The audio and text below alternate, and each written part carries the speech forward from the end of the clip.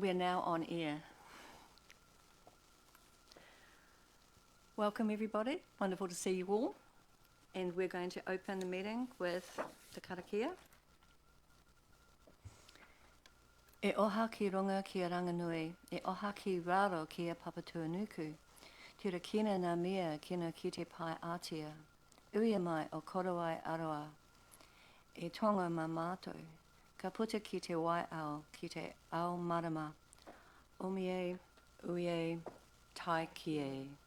I acknowledge, greet those things above, the sky, universe and the heavens. I acknowledge, greet those things below, the earth in all its entirety. Cast all negativity to the distant horizons. Cover us with the cloak of affection and love as a treasure bestowed upon us, so we may enter into enlightenment. Let it be bound and fixed. Yes, fixed. Let it be agreed by all. We have apologies. We have two apologies today. One from Councillor Kate and one from Councillor Josh Chandler-Quay. Can I have a mover? Glenda, thank you. Seconded by Charlie. All those in favour? Against? Carried. Thank you very much. Do we have any declarations of interest? No, we do not. Thank you. We don't have any public forums or deputations today, but I just did want to actually make a comment here. We are planning on having this meeting done and dusted by 12:30. We have withdrawn item 5.7, so we have actually shortened the agenda slightly. And pretty much the bulk of the items on the agenda are for noting only. They're not decision items, they're noting items. And the primary purpose is to really keep councillors updated on how the organisation is performing and giving us an insight and a lens over what is happening. So just an awareness that these aren't decision items so much as information items. Thank you. So, confirmation of minutes. Do we have any comments around the minutes? I think I have to do this, don't I? They're not teaching me to do it. No, they haven't come up. So if you can talk, just talk. Okay, it's not working. Just on 5.6, the tram feasibility study, the members strongly voiced that the decision to approve additional budget of $7,800 to meet the costs of storing the number 8 tram for a further 12 months should not be delayed. I'd like to get an update on that, please. I don't think the minutes is the time to do that. Well, whenever. The question, I would have thought we could raise items that are on the minutes. I'm not aware that we do updates on minute items because that gives us the ability to relitigate the entire previous agenda. No, it doesn't. It just asks a question. Okay, I'll give you 1 minute. I don't want to talk about it. Oh. I just want to. You want know to what's receive happened. an update? Yeah. Does... Get some information and give it you offline. Okay, we'll get that to you. Thank okay, you. so that's an action for today, is to make sure that you get that information. Yeah. Thank you. Thank you. I misunderstood what you were asking for. Any other items on the minutes that you'd like? Nope. Would like to move. Councillor Peter, seconded. Councillor Ross, all those in favour? Against? Carried. Thank you very much.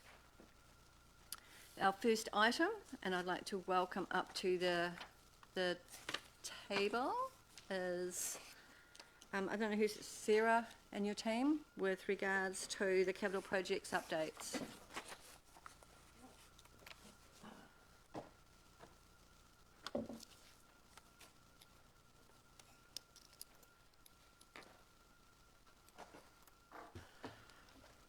We're running ahead of schedule by a few minutes. Gay will be here in a minute to cover off her sergeant. A little report, but closer. We'll start with Rosemary's.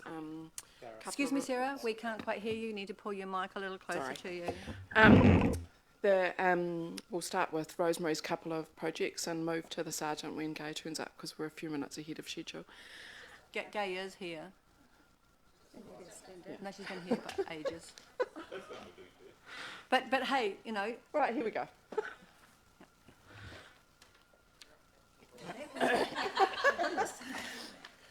timing. Welcome, Gay.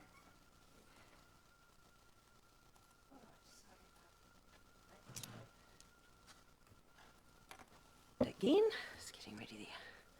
So as requested at the last meeting, we now have the funding splits presented as requested, showing that the council contribution will be 22.9% of the total value, and the splits there.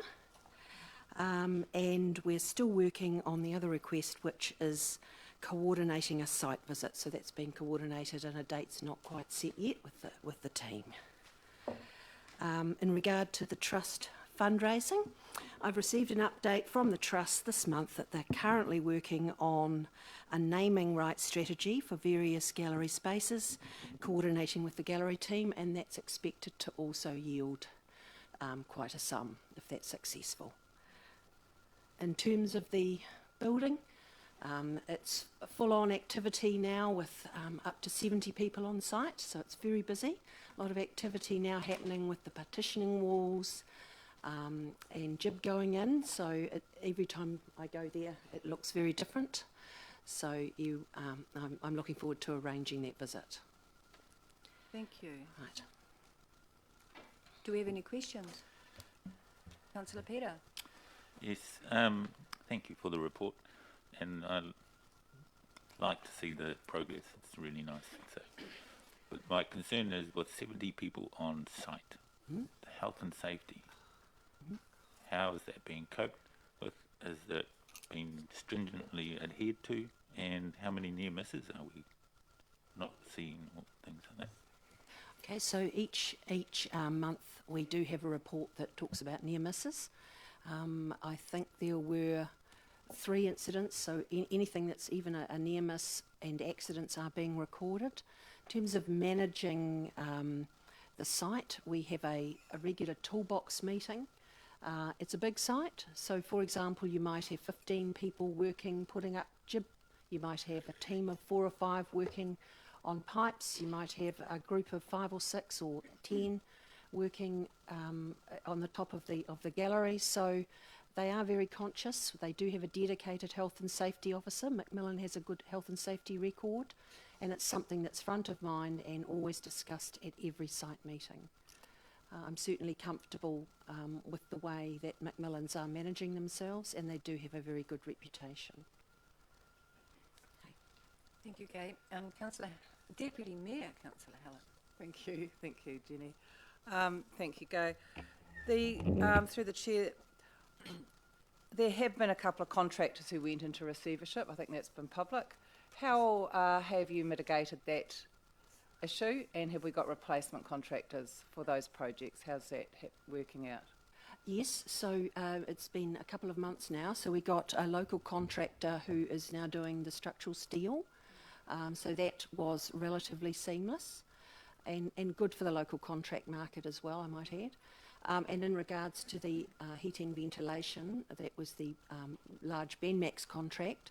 Macmillan has actually taken on the staff and professional staff that were part of that subcontract group, and they are now working directly for Macmillan. So that has been, we've had a hiccup, but it lost probably about a month's worth. So that's been previously reported, and one of the reasons that we've moved it out to March 2024 for the completion date. Yeah, and there would have been some financial impact to the project because of that, I Just presume? due to the time delay. Just the time delay. Yes, because Macmillan, they're their contractor, subcontractors, so Okay. it's actually on them. Okay, no, that's really excellent. Thank you very much. And in terms of increasing costs, how are you looking at trying to control any cost escalation? You know, that's quite a risk, and things can come up as well that you're not expecting. Have you sort of got a game plan around that? So that's part of the high, medium and low. So we do have, every second month we have an intensive review of the risk items. Some have been mitigated and we've moved forward. Others are still coming forward, like minor issues around the dome that have arisen that were unexpected. But generally, we believe that within the high, medium, low risk, we have everything that we know of covered and an amount provided for, and certainly have every confidence that our QS, in terms of negotiating capabilities, they're a national QS provider, that they are able to negotiate strongly on our behalf, supported by, of course, our project manager and our independent engineer to contract, Jim Wilson. Thank you. Under the known issues and mitigation, I don't quite understand where you say processing and documentation time for archaeological finds may exceed limitation of the authority. Can you just explain what that is, please? So once all of the material has been unearthed and brought back to the site of the archaeologist or the storage place, all of that material needs to be processed and then a report furnished. And our concern is that there was a huge amount more material that was uncovered than was anticipated. And what we are now doing is working with Heritage New Zealand to get a plan to say, okay, what exactly needs to be done in terms of reporting and so that we've got a confirmed amount of what it's going to cost us. But I've noted it there as an issue because there's been so much more material found. Right. Thank you. Councillor Robb. Thank you. Gay, thank you for putting those funding splits on there. It's really good information. The other point I wanted to raise was the project completion date, March 24, construction. Now, there's a lot of scepticism in the community when you look at that building to think, gee, it's all going to be finished by March. Can you give us some information that gives you the confidence that you will achieve that March completion date? We do have a revised program to end from the contractor, and we have looked at that thoroughly. Any blockers that to those absolutely critical dates we are looking at closely, and every site meeting we are looking at any measures we can to make sure that there's no barriers to moving it forward. They have increased their workforce, like they brought on a lot to do that jib work, and yes, it does mean more labour and resources. They're working Saturdays, and subcontractors are also working as required on a Saturday to complete. Thank you. So at this stage, you're still staying with March? Yes, we are. Okay, Yep. thank you. Thank you very much, Gay. Much appreciated. Next report. Sarah? Thank you. Rosemary. What I was just going to mention before Gay kicked off was some highlights that I wanted to draw your attention to, but I think I'll hold off on that, and Rosemary can cover off the velodrome, and the highlights are probably more around the Streets for People project. Okay. Velodrome track has now been completed. The balustrade is in, just requiring a handrail to be added on. The handrail material has been sourced within New Zealand and is now on site, and work will be undertaken 27th to 28th of this month to pop that on. It's 1 full day's work. And then we start the verification process, so that'll be the measurements and the certification for UCI certification. And we're done. Fantastic. There appear to be no questions. There is a late question. Councillor Philippa. Thank you. Thanks very much, Rosemary. I guess just on the UCI certification, do you want to just, what will that actually mean for the velodrome? You know, That will mean that when races are held, records can be recorded, officially recorded, basically. It says that the track is the right length, the right width, the right safety measures for a record to be set when they're racing. And that's really important for the recognition of the velodrome itself. And it will be new to us. So great for cycling. Fantastic. does it have any effect in regard to what kind of events we can get, what kind of cycling level Yep. events we can get? There are grades of events. We're a little bit more complicated because we're an outdoor track, which plays a role. So there are grades of events that can happen on a 250 metre track, and classifications of cyclists and equipment that could be used. But that will also be swayed by what kind of weather conditions we have and how we handle that. So, or how cycling handle that. I won't be handling that. Yeah. So. But a 250 metre track is still pretty much the norm, though. It's just the biggest kind of issue is that it's an outdoor track which has some limitations, correct? Yes, that's right. So it's about the moisture that sits with dew and those sorts of things, and the wind speed across the track. Yeah. Thank you. Thank you very much. Right, before Rosemary goes Streets for People, so we've got a new project manager on board. She's in her 3rd week now. She is a remotely based project manager from a consulting company called Stella.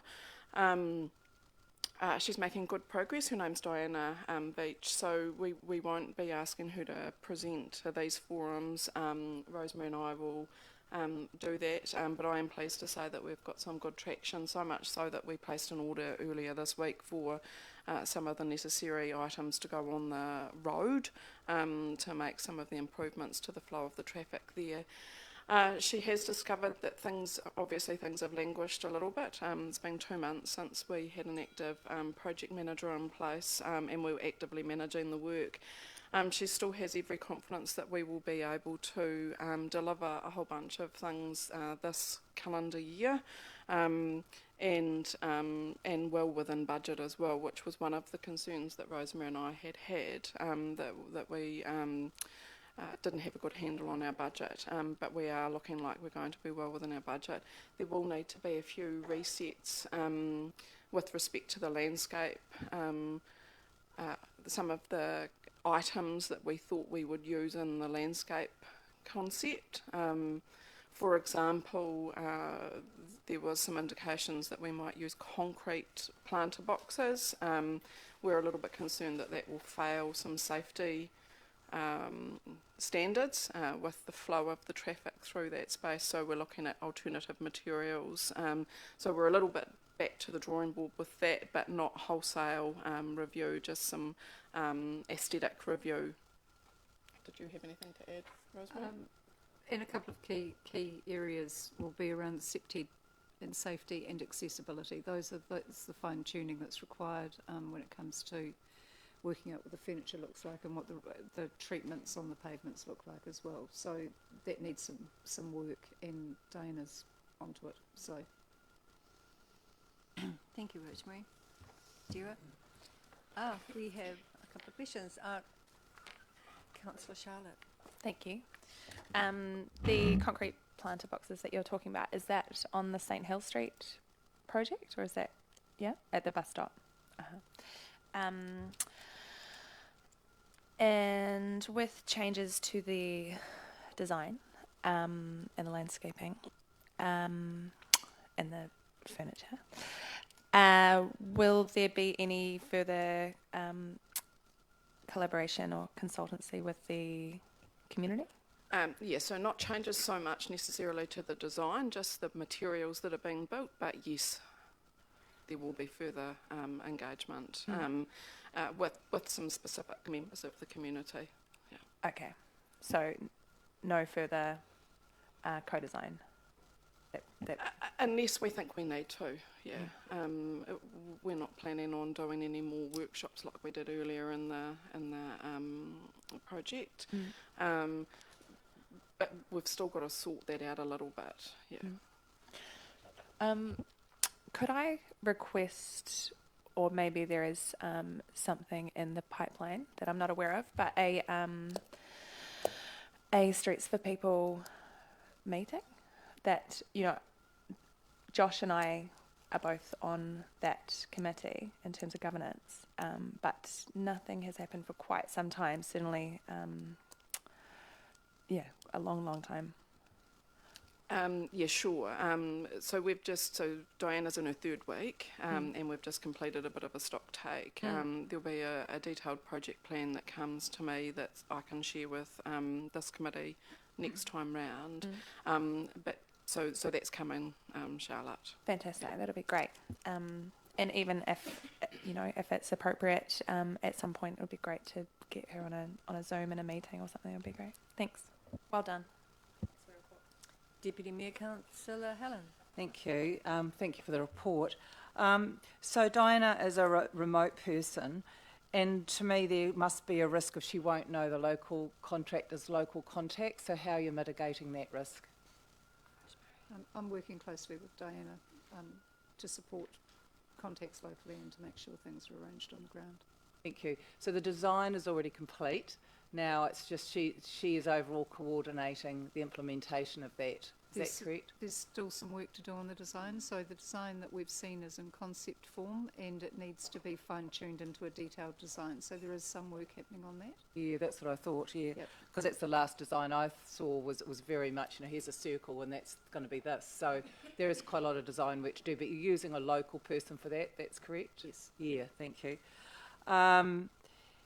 So in terms of, I did have one person raise it with me, and it's one of the considerations that I guess has already been looked at, but there is a pub for the in one of the locations, and there was concern with seating that might be provided outside could encourage inappropriate loitering.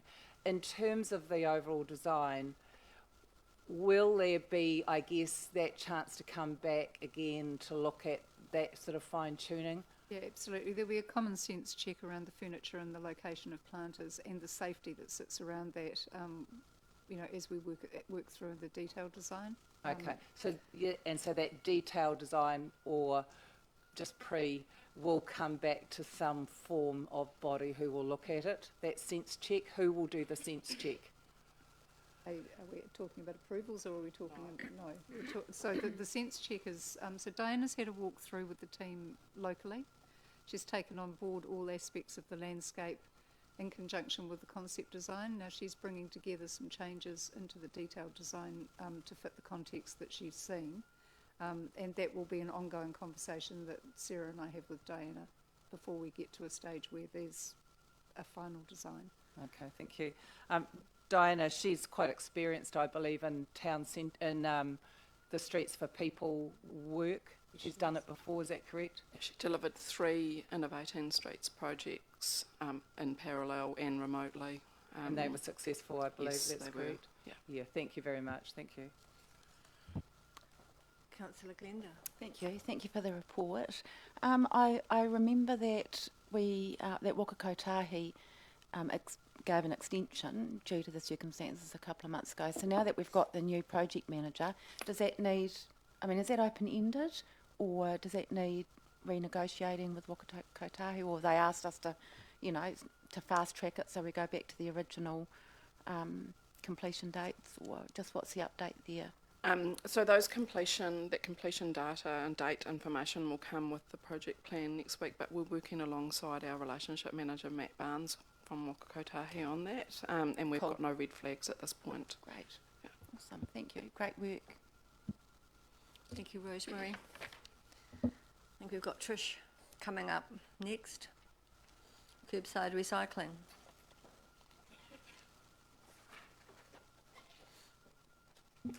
Kia ora koutou. Thank you for having me here. Just an update on the curbside project. The contract is still under negotiations, so we are not progressing work as far as that's what we are with the negotiations, but we've done a lot of behind the scenes work with our work streams, which I've put in the report. We are working with regulatory to put an implementation plan in place for the waste bylaw. That needs to be done with community consultation prior to the 1st of July next year. We are looking at postponing our food scraps trial, and that was just solely due to a delay in supply of the bins, and I flagged that the last time that there's possibly going to be. They're now here, but there wasn't enough time to get it up and running to allow a good 3 months worth of collection of data, so we've extended that contract, trial out until February next year, and it's not going to impact on how we stand up the service. As well, our focus coming up in October, we've got Recycling Week, so that's our first opportunity to turn communities' minds towards thinking about what they can do for recycling. So we've got a few activities planned for that, both internally and externally. So that will be a good focus for us. The first platform to say, hey, recycling is something that we're really keen to get going ahead of our curbside contract. So, yeah. Thank you, Trish. Deputy Mayor Councillor Helen. Thank you very much. Thank you for the report.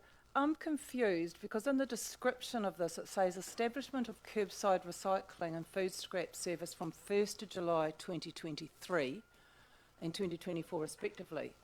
That's incorrect, right? They are the old dates. They were the original dates. Yeah, they are. We just haven't announced our new dates yet because we haven't finalised the contract. So we're just being correct. Okay. Could you just, because the public are reading this stuff and it's misleading, so could you just, even if you put a byline that would say these were the original dates, we're yet to set new dates, that would, I think, be helpful. The other thing is I get confused by the food scraps trial term, because that's always said to me, you're going to trial it before we decide what we're going to do and how we're going to do it or when we're going to do it. And yet, you know, so what, can you remind us again, because I know you've told us once, but I'm still vague, what is that, what's it going to achieve? So it's going to give us an opportunity to trial how we're going to implement the service. So we're wanting to get data in regards to our marketing, that our collateral that we're putting out to people, whether the methodology is correct. So we're trialling some, partway through the trial, we're having some bins that will have liners and some bins that won't have liners. We're wanting to get an idea of uptake of the service plus participation rates as well. So it gives us an idea of how our community is going to respond to a curbside food scrap service. And then we can inform what we're going to do going into the actual service itself. So how is it possible for us to negotiate a contract when we don't have the answers to those things? These are just minor details about Okay. how we can make the service as best as possible for the community. Okay. The details of the contract won't change. Okay, Yeah. that's good to know. So could we just have a little bit more explanation and the next time you report that, just to give a bit more flavour what that is? That would help, I think, everybody understand it. Thank you Sure. so much. Okay. Councillor Robb. Thank you. Yes, just one request. You must have a list of objectives that you want to get out of the trial. We do. If that could be distributed to any councillor that would like it, it would be helpful. I would certainly like to see what those objectives are, maybe others. The start date now, risk, the service commencing just 10 months from now is a new risk, and the contract hasn't been signed. So it seems to me that the 1st of July date is under extreme pressure. And I want to know how confident you are of that 1st of July date next year. We have every confidence that we can meet the 1st of July date. We're in regular contact with our contractor, and they have confidence as well. We're just tidying up a few rats and mice so that we can get to that sign-in stage. There is no question or no discussion at the moment about the 1st of July not being achievable. Good, thank you. And just from a project perspective, all our timing is lined up with the 1st of July, so we've got all the confidence for the project team that it will be ready to go. Thank you, Councillor Philippa. Yeah, thank you. You mentioned recycling week or something. Yeah. Sorry, when is that again? So that's the week of 16th to 22nd of October. Yeah. And part of that kind of promotion, I guess, are you looking to perhaps have some options or, discussion with people or show people that as this service as the recycling comes in and the food waste and increased rate and cost, around them considering how they could reduce their waste and the size of their bins and the cost to their household? Recycling Week won't focus on that in particular, but that will be covered in our education program for the community leading up to the service being implemented. Recycling Week will focus on ways that people can look at what they're purchasing. It will look at waste-free days in particular, so thinking of how they can have a day and what changes they need to do to make it a waste-free day. They're looking at options for reusing items. So it's just getting them to think about recycling a little bit differently. We have a quite a strong education plan for the service, which will be around how they can best manage their recycling, the costs that will be reduced versus recycling and putting it in the everyday general waste.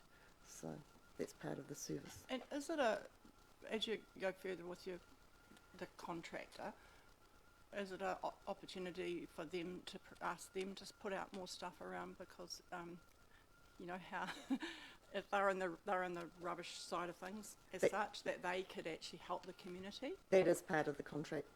Right. Just to be clear, Recycling Week is independent of our service, our curbside collection service, but the timing presents a really good opportunity for us to launch off that National Recycling Week locally about our service.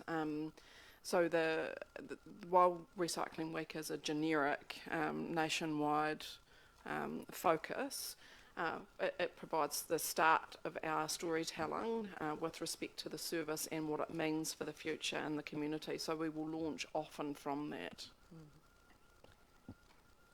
Thank you very much, Trish and Sarah. I'll now put the recommendation is that the Operations and Performance Committee receive the report, Capital Project Status Report Update, August 2023. Can I have a mover? Peter, seconder, Charlotte, all comment? None. Thank you. All those in favour? Against? Carried. Thank you very, very much. Excuse for me, those Chair. reports. Yes? I thought I was having a medical event. I'm not. But is there someone who knows where the switch is for that light, because it's flashing? Oh, okay. I don't know how to switch it off. Okay. Someone will attend to that while we keep the meeting going. Our next item is dog control. Welcome to the table, Jason. Thank you. Can we just, excuse me, but can we just continue the meeting and let that happen quietly? Thank you. Over to you, Jason. Good morning, thank you. I'm here on behalf of Andre Klassen, who's got another appointment, and our new team leader for animal management is unavailable to do it. So it's Thank me you for today. stepping up. So you all may know that the Section 10A of the Dog Control Act prescribes that we have to report on certain things to Council every year, and they're publicly available of the performance for animal management services in our district. While it doesn't cover everything, it covers some quite important things in there. A couple of highlights in there that I wanted to point out was we've had a year-on-year reduction on a couple of important types of calls for service. One of them is wandering animals, wandering dogs. Since the 2018-19 year, or even prior to that, it's roughly halved. So calls for service for looking for dogs that are wandering the streets, which is really pleasing.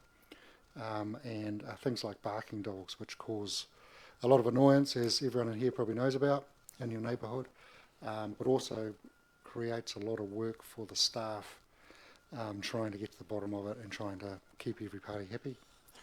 Around about a 4.5% overall reduction in calls for service last year, and I think that was on top of around a 6.9, I think it was, a reduction the year before. So really cool just to see a reduction in calls for service, and that's a reflection, especially the wandering dogs, on some of the enforcement and some of the patrolling activities the guys have changed to do to try and to get those numbers down. For us, the risk is when you've got a dog wandering, then the risk for against people especially increases. So the less on the street, the better. So you're happy to take any questions.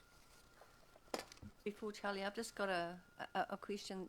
So I did look at those numbers quite closely, and it's really gratifying to see the wandering dog and some others of them dropping. But the ones that are the most disturbing really are, and even the barking ones have come down, but the attack and rush ones, they're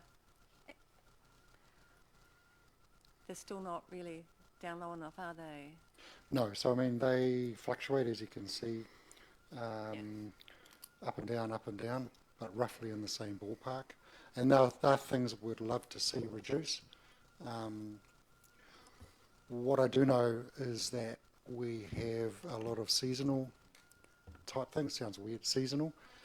Summertime hits, and we have popular areas, the likes of Castle Cliff Beach, the fishing platform at the mole, our walking parks where people are out and about. So those areas are heavily patrolled through those periods.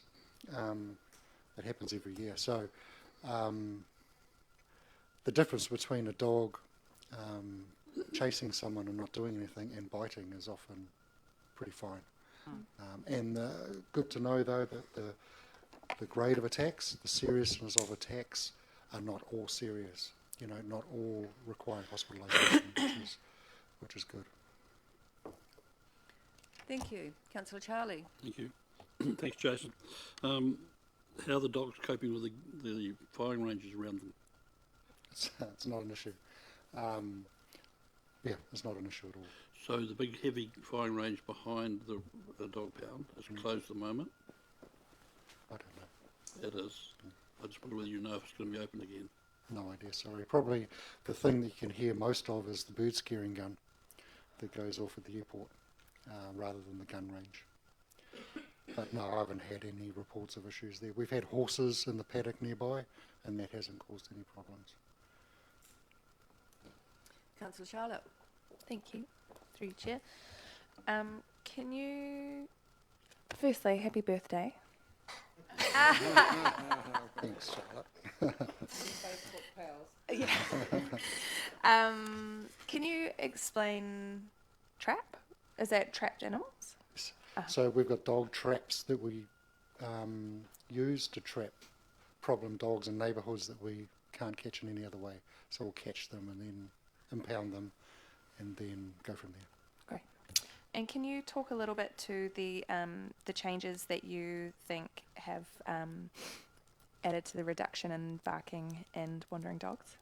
Barking's all about education and working with the neighbourhood, not just the owner of the neighbourhood, to try and reduce it. So barking, for example, visual stimulation, dogs that are bored, anxiety and all the rest of it. So we've got good staff that will work with the owners and the neighbours to try and reduce that negative stimulus, which works really, really well. And the other one was Wandering. Which ensures. Yeah, wandering is everywhere. There was a massive problem. I mean, I know when I first started in my compliance role, going out with the guys in the vehicles, I mean, you'd struggle not to see a dog.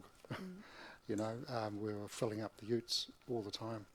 And that was about consistency of action, so impounding, making the owners accountable, so classifying dogs when they needed to be, sanctions against the owner and all the rest of it worked really, really well. So the chances of your pocket being hit because your dog's been out are definitely more consistent now, which is really good. Awesome. Thank you. Mayor Andrew. Hey, thanks, Jason, and happy birthday as well. We're Thanks. I was going to suggest we're saying happy birthday, but that might be a bit too much for you. Yeah. So, a question. Charlotte did ask my question about why these numbers coming down, but my question is on the number of dogs. There are 8,022 dogs registered in 2023. So is that pretty much? I mean, is that a consistent amount of dogs that we have? So, if we have less dogs, the numbers are going to go down. So that's kind of my question. Yeah. So the numbers of dogs. Actually, I'm not sure if we've got it in here. The numbers of known dogs. The difference between the amount of registered dogs and known dogs, right? We have roughly around about 8,500 known dogs in town, and just over 8,000 that are registered. So those known dogs are normally unregistered that we go out and proactively try and find with owners to get them, up to date with their requirements. So that number of 8,000 has every year on year has grown. Okay. So it has grown every year. So we're getting more and more. And the numbers are going down, even though for those were For a in couple general. of, some of our big calls for service, obviously barking and wandering, are going down. So that's good. Right. That's good. The dog numbers are going up, and overall incidences are reducing. Great. And the other question is geography. So you talked about monitoring in various areas. So is there a incidence of where these incidences are happening more than others across the district? There probably are. I wouldn't be able to give you that info right now because I just don't know it. Sure, no, that's fine. But is that information available? Because you could actually do a concentrated effort if there's, say, 80% of the incidences are in one area. Yeah. So if we talk about one specific, say, dog attacks and rushing, we can look at our dog walking parks or our public places, beaches and that sort of thing. That's right across the city. But if we were to break it down, I'm not sure if we can break it down into suburbs, I'm not sure. But could probably try and see if we can, not sure. Probably be another useful continuous improvement step, but anyway, thank you. Councillor Michael. Kia ora. Deputy Chair, Councillor Michael. Oh yeah, true. How many dogs have we destroyed in the last 12 months? I can get you that number. Euthanize is the word. I believe the letter they send out says destroyed. It's not part of the 10A, but I think I have that number here if you want to I would love it, thank you.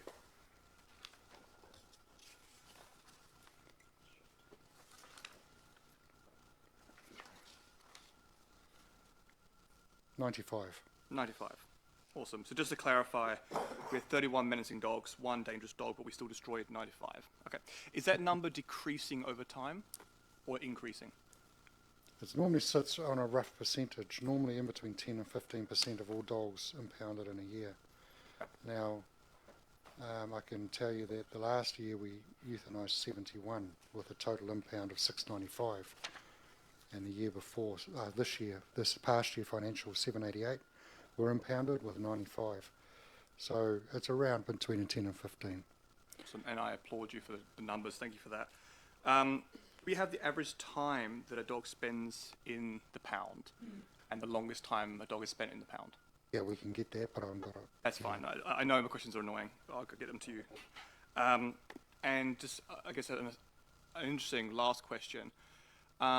Could it be said that the more wandering dogs you have, the less dog attacks there are? Yeah, it takes the risk away. Yeah. I mean, it's different to someone else's little foo-foo running out the front of the house to a dog that's known for aggression that's wandering around school areas, you know what I mean? Yeah, I totally agree. I just thought it was It all very depends. weird how wandering dogs is going down, dog attacks are going up. But thank you for the The question. dog attacks happen when they're on the end of a lead as well, so it's not, when you're walking them, that's quite a reasonably common when you're congested in a walking area, so it's sort of hard to pin why, but taking the risk down is where we're at. Awesome. Thank you for that. Councillor Philippa, Yeah, thank you. last question too. Yeah, I guess it's just paraphrased briefly by we're seeing a lot more stuff on TV and news about issues around animals, I guess, particularly and a cost of living crisis. And so I realise this is a report that you just have to do. So there's other information, but it would be, could we get and do we get on a 3-6 monthly basis? Could you remind us a report that does more just show us comparisons from over time? Like there's some here into the table around barking dogs, etc. But you've told us about the number of dogs are increasing over time. We're seeing that about, if I'm correct, you write off obviously infringements once people pay, but roughly the same, a little bit less, but it's the same number of people of infringements being lodged at court. I guess it's also just that trend over, you know, since the dog pounds come into the new dog pound facility, to keep seeing, you know, the impact of kind of that and some of the measures. Can we get some information more like that? I think I'm up in October, is it? March. I think it's worth remembering that this report is a specific report that we're statutorily required to do for another party, which is different than the reporting to us, which will have a lot more information. So, yeah, and I said that at the beginning. I mean, I figured that's one reason. But just it would be good to see us. I mean, I don't think we could ever think our the good stuff and the bad stuff about dogs. You know, it doesn't go away. It possibly is. But yeah, that would but be the full awesome. detail will be here in October. Thank you for that. Okie doke. So I will ask for a mover for the report, Whanganui District Council Dog Control Report. Philippa, thank you. Seconder, Glenda, thank you. Comments? No comments. All those in favour? Against? Carried. Thank you, Jason. Much appreciated, and for your stepping in, and we hope you have a lovely birthday. Probably get better from now. Next up, venues and events. Dana and Marion. Good morning, everyone. I'm happy to present the report for venues and events. So you'll see the budgetary information is reflective of the first 2 months of this financial year, so July and August 2023, but the detailed activity updates is reflective of January to August. In terms of items I'd like to highlight, utilisation across our venues is continuing to look quite positive, and bookings are definitely in our system until the end of this year, so December, and are quite high. We have very, very limited availability for the remainder of the year, and we also have quite high usage already in the system for the first half of 2024.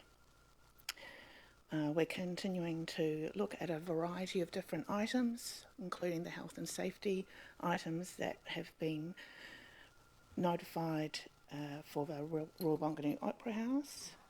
Majestic Square has now officially come across to the venues and events team to manage the bookings, which is going quite well. And the velodrome, once the work that has been identified earlier in the meeting has been completed, the bookings will come across to our team to manage as well. And I've got a meeting with Whanganui Cycling next week to identify how we're going to work together to do that. Those were probably the main things. I'm open to any questions you may have.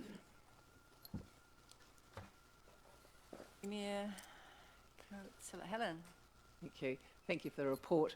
In terms of the Opera House and the work required on the fly floor, and that's obviously all still in development about what's going to be done. Mm-hmm.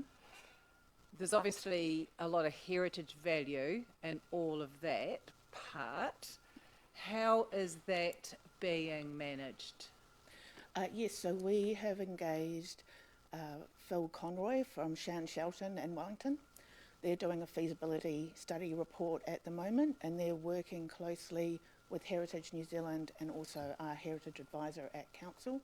So we're making every effort and to make sure that we document that. And once we have a final feasibility report, which will be hopefully end of October, around about, we'll have a better understanding of what we need to do to make sure we meet heritage standards. Thank you. Appreciate that. Mayor Andrew. Thank you. Look, there's so much going on that I forget where we're at with the event strategy itself. Mm-hmm. So we may have had that presented, I just can't recall if we have or not. So I'm keen on understanding the status of the event strategy. I see you've got a number of events here lined up, but that's kind of the operational side, but the strategy that sits above that, what's the status of that? So, So that's actually a strategy that's being led by Whanganui and Partners. Oops, sorry. Okay. Right So we're absolutely involved in it, but you might be confusing the one that we presented here from the consultants in Auckland, Daylight Consulting. So that was around our business development on the event planning. Right. That was the one that is owned by this team, and the work we're doing in terms of growing and expanding our event capability as well as the venues. Yeah. The actual event strategy that sits with Whanganui and Partners, we've been linked in and we're sort of working with them on it, but we're just one part of an action from that strategy. Right. Yeah, no, I'm a bit confused about how Yeah, it works. there's a but- few floating around. Yeah, right. Okay. Thank you. Councillor Charlotte. Thank you, Chair. With the management of Majestic Square transferring to council, have the fees for that stayed the same or have they gone up? So at this stage, they will reflect what Main Street were charging. So Main Street gave us a list of what they were charging. So that's what we're continuing with at this stage. What we're doing is identifying in the report, we are doing a bit of review of fees and charges across the board for venues and events. Yeah, I did note that. So when those proposed fees are finalised, will that be made public? I have looked over the website and I sort of noted that it's not explicitly available and you need to sort of contact events and venues. Yeah, and the reason we do that is because our fees and charges can be dependent on the type of booking. So we don't want to confuse people by advertising that, and then we break it down. But what I want fees and charges to look like moving forward is really clear and transparent, so that we can actually make it easier for people to understand what they're getting charged for. Great. Yeah. And also make it more accessible for event organisers to be able to budget, you know, draft budgets, etc. Yeah, thank you. That's great. Thanks for the report. Councillor Robb. Thank you. Just a couple of things. You mentioned setting up the bar operations at the Opera House and the Cox Gardens event centre. Both these venues now having a licence managed by council. Now, the various users traditionally have relied on a bit of income coming from those bar operations. So this does concern me to hear this. And can you tell me what the pushback has been from these organisations? If any. So Royal Whanganui Opera House used to be managed by a bar trust, which no longer exists. So that's why we took over the licence for that venue. So it's never been managed by groups or users of that premises. Cook's Gardens, in terms of pushback, we've had ongoing discussions with users that have done that in the past, who have been incredibly supportive of what we're trying to do. And quite often we actually look at an overall package. So that might mean that they don't have to pay venue hire, for example. So it's a work in progress. We're continuing to meet with our clients and address any concerns that they have, but we haven't had any fundamental issues raised with us. Thank you. And the other question is, you mentioned that with the velodrome, completed bookings for the venue will sit with the Whanganui venue and events. So can you tell me how this works, please? I mean, does this mean, what sort of time is Whanganui venues and events putting in to doing things like managing this track or working with the Whanganui Cycling Club to activate, in other words, get events on there? Traditionally, the cycling club or the user would have done that. Yeah, so it's not so much activating in terms of running the event, it's more having a coordinated process to how we're going to allow those bookings. So the cycling club are the ones who will give us the information in terms of all the health and safety that's required, who can actually use the track, but it means we have a standard booking process for all our venues on a booking system called patron base. So the velodrome will be considered another venue. It's always actually sat under venues and events, it's just that because it's been closed, we haven't been able to report on anything. So the team aren't actually running the events there, they're purely coordinating the booking. So if a school wants to book it for a class, whatever, we're going to be working with cycling to understand who can use it, and they will have an involvement in terms of being there. they don't want to be running the whole thing themselves and taking bookings left, right and centre. So it's actually just going in with a coordinated approach to make sure that it's actually used and activated and people know they can come in and book and use it. That's what the activation side is, more not running events on there. So then who's responsible for the health and safety issues? Like you say, the school wants to book it. You just can't book a 55-degree banking Exactly. to a school. There has to be someone there who knows what they're doing. Yep, and that's where the cycling club are supporting. Well, we hope. So that's not going to be on council. So we will be meeting with Whanganui Cycling to understand all of those requirements. Okay, and the other question is, have the fees and charges been worked out yet for the velodrome? No. That's part of the discussions we'll have to understand what's an appropriate period of time. So if a class do want to come in and some ideas that have been discussed with them around having a driver's license as such. So are you qualified to be on the track? So once you've done that, then you can come in and use it when you like. We don't necessarily have to be there every time someone's on there. So it's all those sort of details need to be worked out alongside with cycling. Okay, thank you. Councillor Philippa. Thank you. I'll start on go a little bit further on Councillor Rob. That would be no different than the athletics track, would it? And Athletics Whanganui or other users.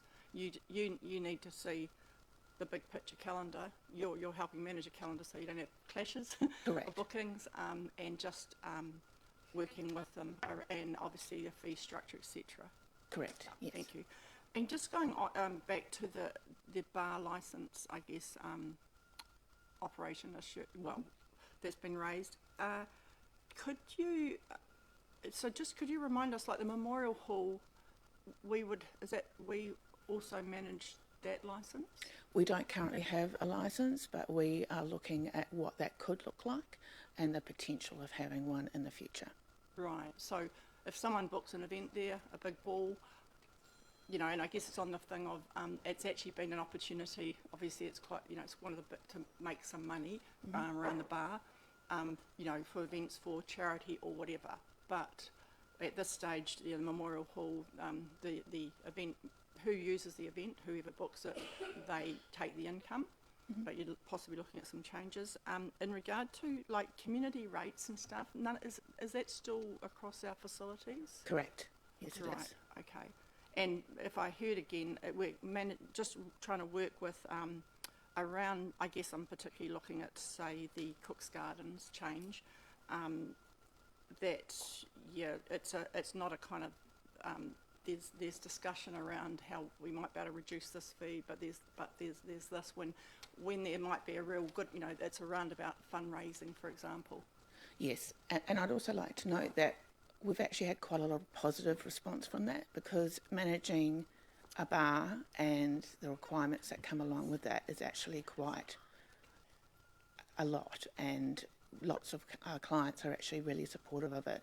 For them, that's a big weight off their shoulders, that they're not having to manage intoxication and all of that. Thank you. And just last quick question, is there quite a bit, staffing wise, are you needing more flexible staff at time, or more increased staffing, or is it? We're utilising a pool of casuals to help manage that at the moment, which is working really well. Thank you. Thank you. Could I please have a mover for the venues and event status report? Thank you, Councillor Ross. Thank you. Seconded by Councillor Charlotte. There are one comment, Rob. Thank you. Thank you very much for the report. Obviously, we're going to have a very busy next quarter because we've got Queen, Elton John, Billy Joel and Neil Diamond appearing. So but looks like it's going to be a very busy time. I just wanted to comment, though, on the matter that I raised about the takeover, if you like, of the venues, bar facilities, and the effect that may have on these users, these sporting organisations, like the athletic club, like the rugby union, and various others that have used these venues themselves as fundraisers.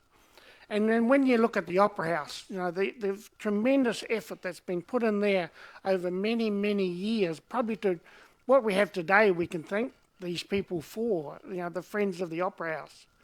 And I worry about the emphasis that is now going on with council taking over these venues, not availing themselves ourselves of the services of a lot of well-meaning volunteers, and replacing them with paid employees.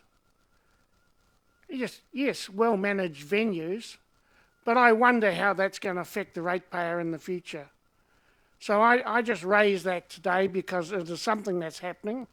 I believe that the Chief Executive, I would ask the Chief Executive to come back with a report to this council about the fees and charges that are being charged on these venues now in comparison to history.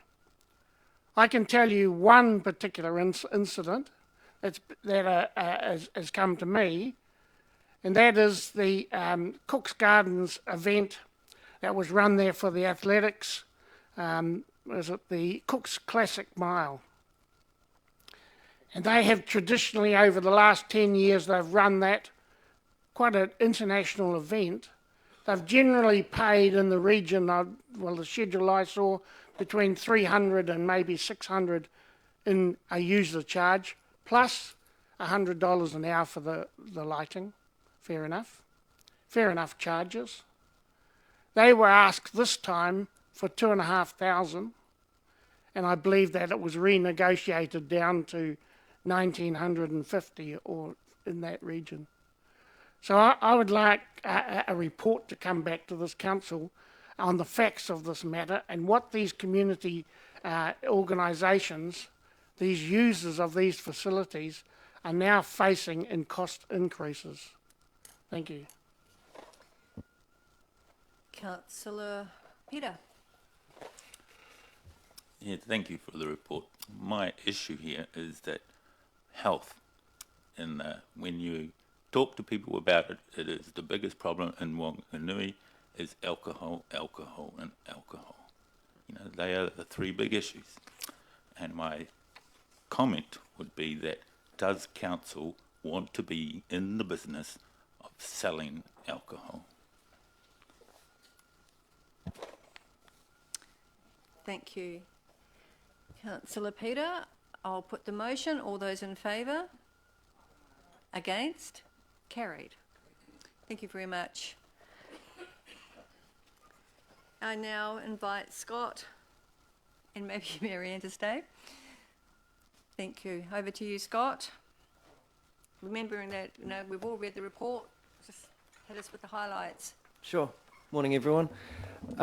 So it's been a little bit of a busy time at the Glassworks. I would say probably the biggest highlight of the last 6 months is our artisan residence, which was Vicky Fanning this time round. Again, a hugely successful residency, not only for the artist that was actually doing it, but the other artists that were involved. So we managed to have 3 other students come in and work alongside Vicky. It was a really good moment to see the artists stepping up and really advancing in their education. And the work that Vicky made, again, is just pushing the boundaries and being quite innovative. So we're really looking forward to her exhibition, which will be happening from February to March next year, and it will coincide with Artists Open Studios, and make sure that we get as much of the, I guess, the exposure for her and to our region for that. Vicky is going to, she did do one artist talk at UCOL. She's about to come back and do another artist talk involving the residency for a Friends of the Sergeant event that we're going to be holding at the Glassworks in October. And we have also got a new website for New Zealand Glassworks that came out at the start of the year. It's increased our exposure and also works as a good archive for our previous exhibitions that have happened, and we've also expanded on our collectors page, and I think it's probably overall more user-friendly. And then the next highlight was Art Glass 23. That's been our biggest show to date. We have 15 artists that were involved in that.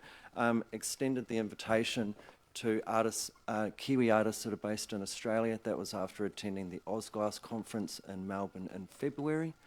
Some really exciting work there, and it's really good to bring some of the leading glass artists of the country into Whanganui. We have work there that has been represented at the Ozglass conference, at the Auckland Art Fair.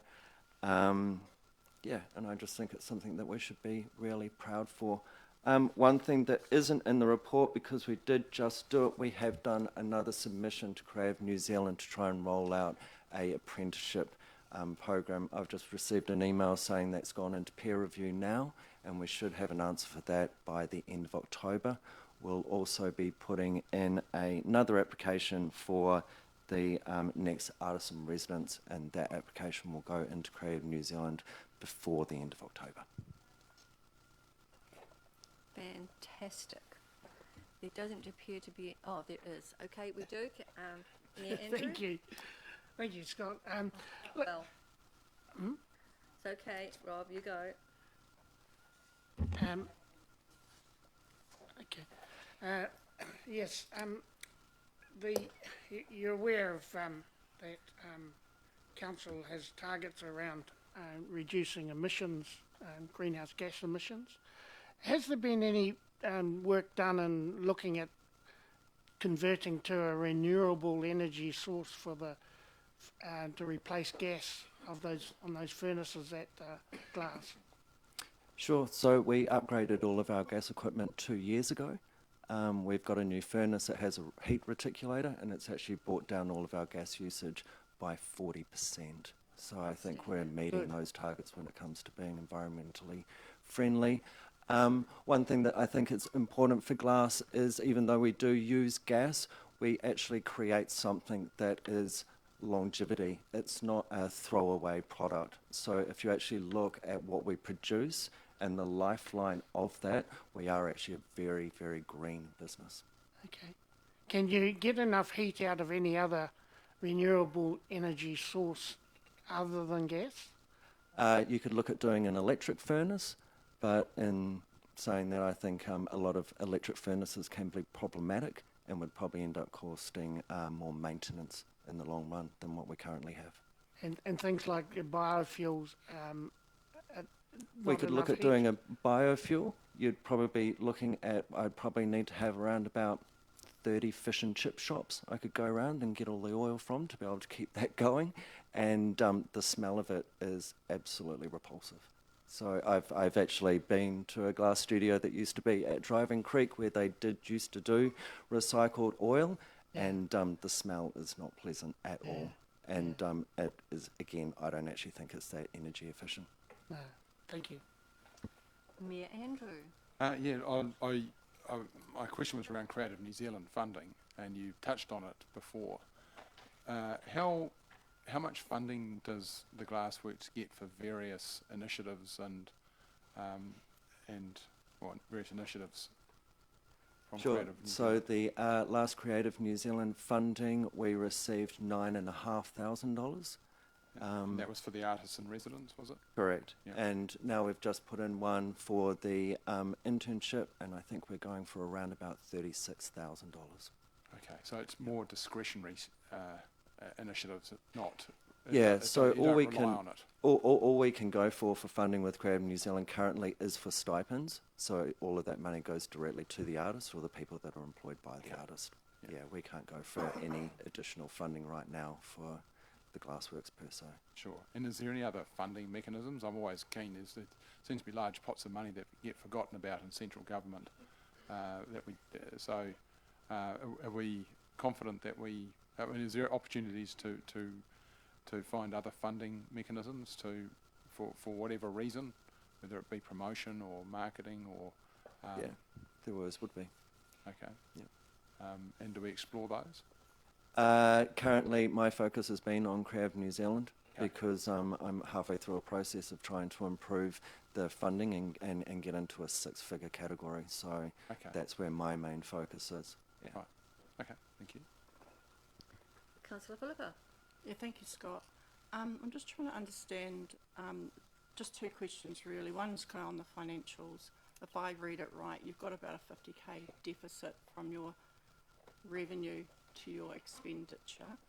And so I guess it's kind of like, you know, I mean, funding obviously is an opportunity to getting more funding, but could you just, you know, can you confirm what the council or ratepayer contribution is, and also any ideas around that deficit?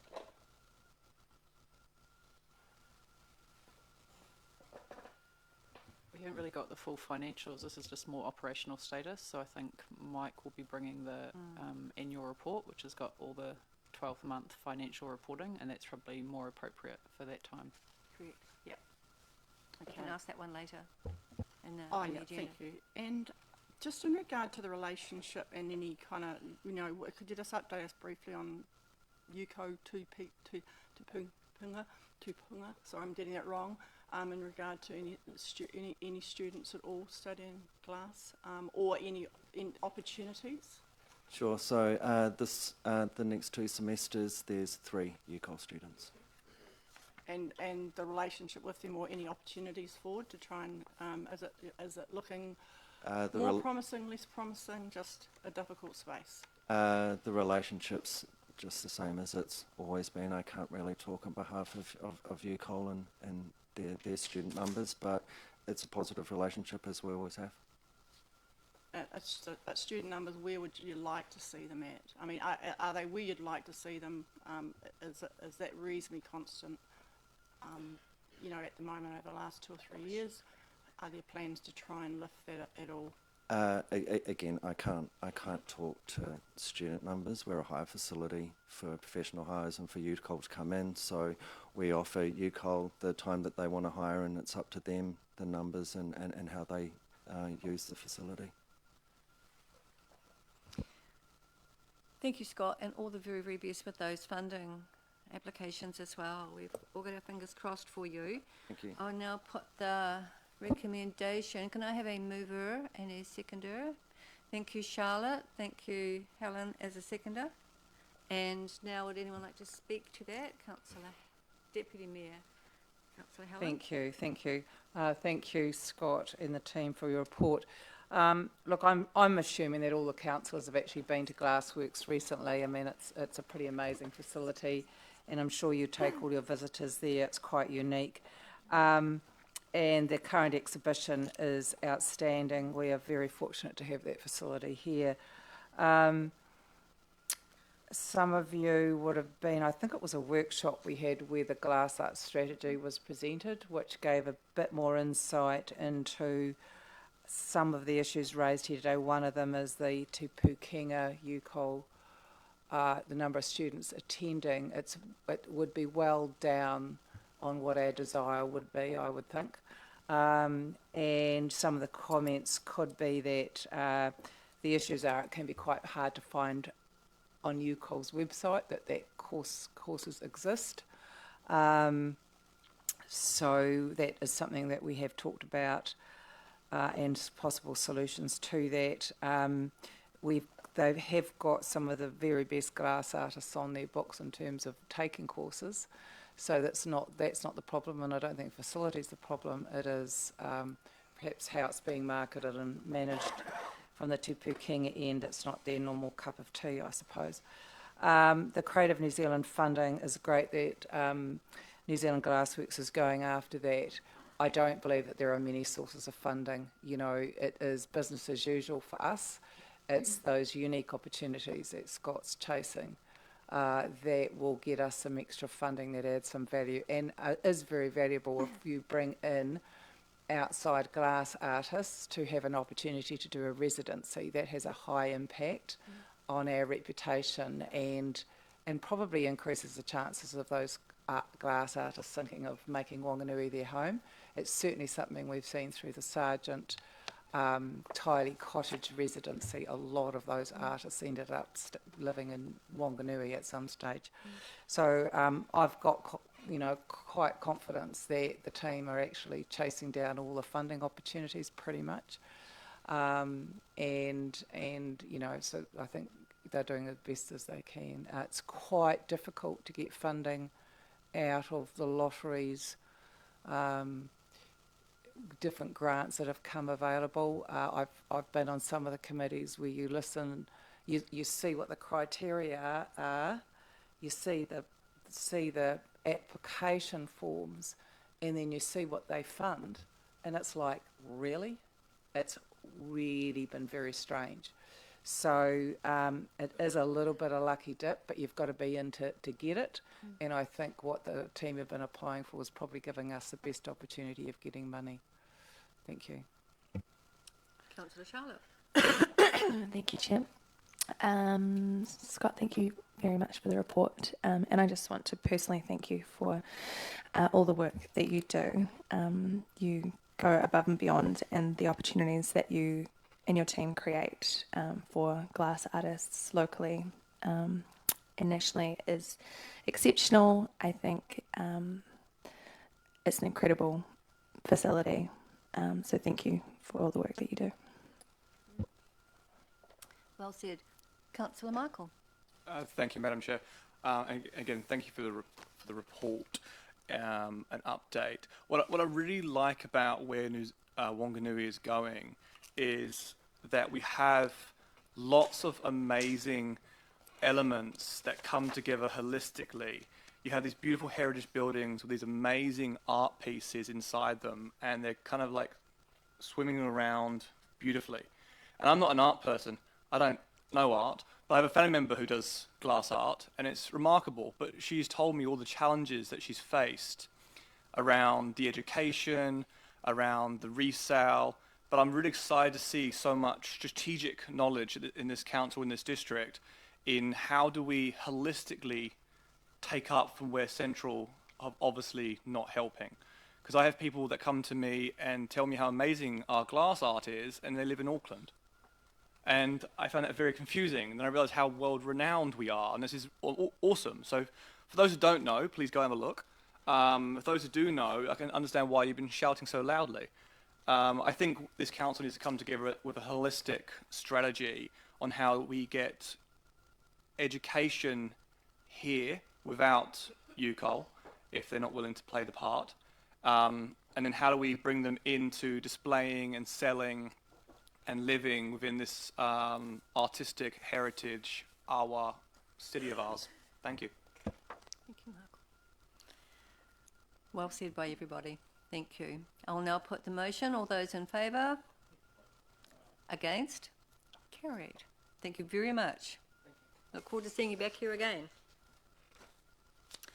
And Marianne, over to you again with regards to the splash transition update. Thank you.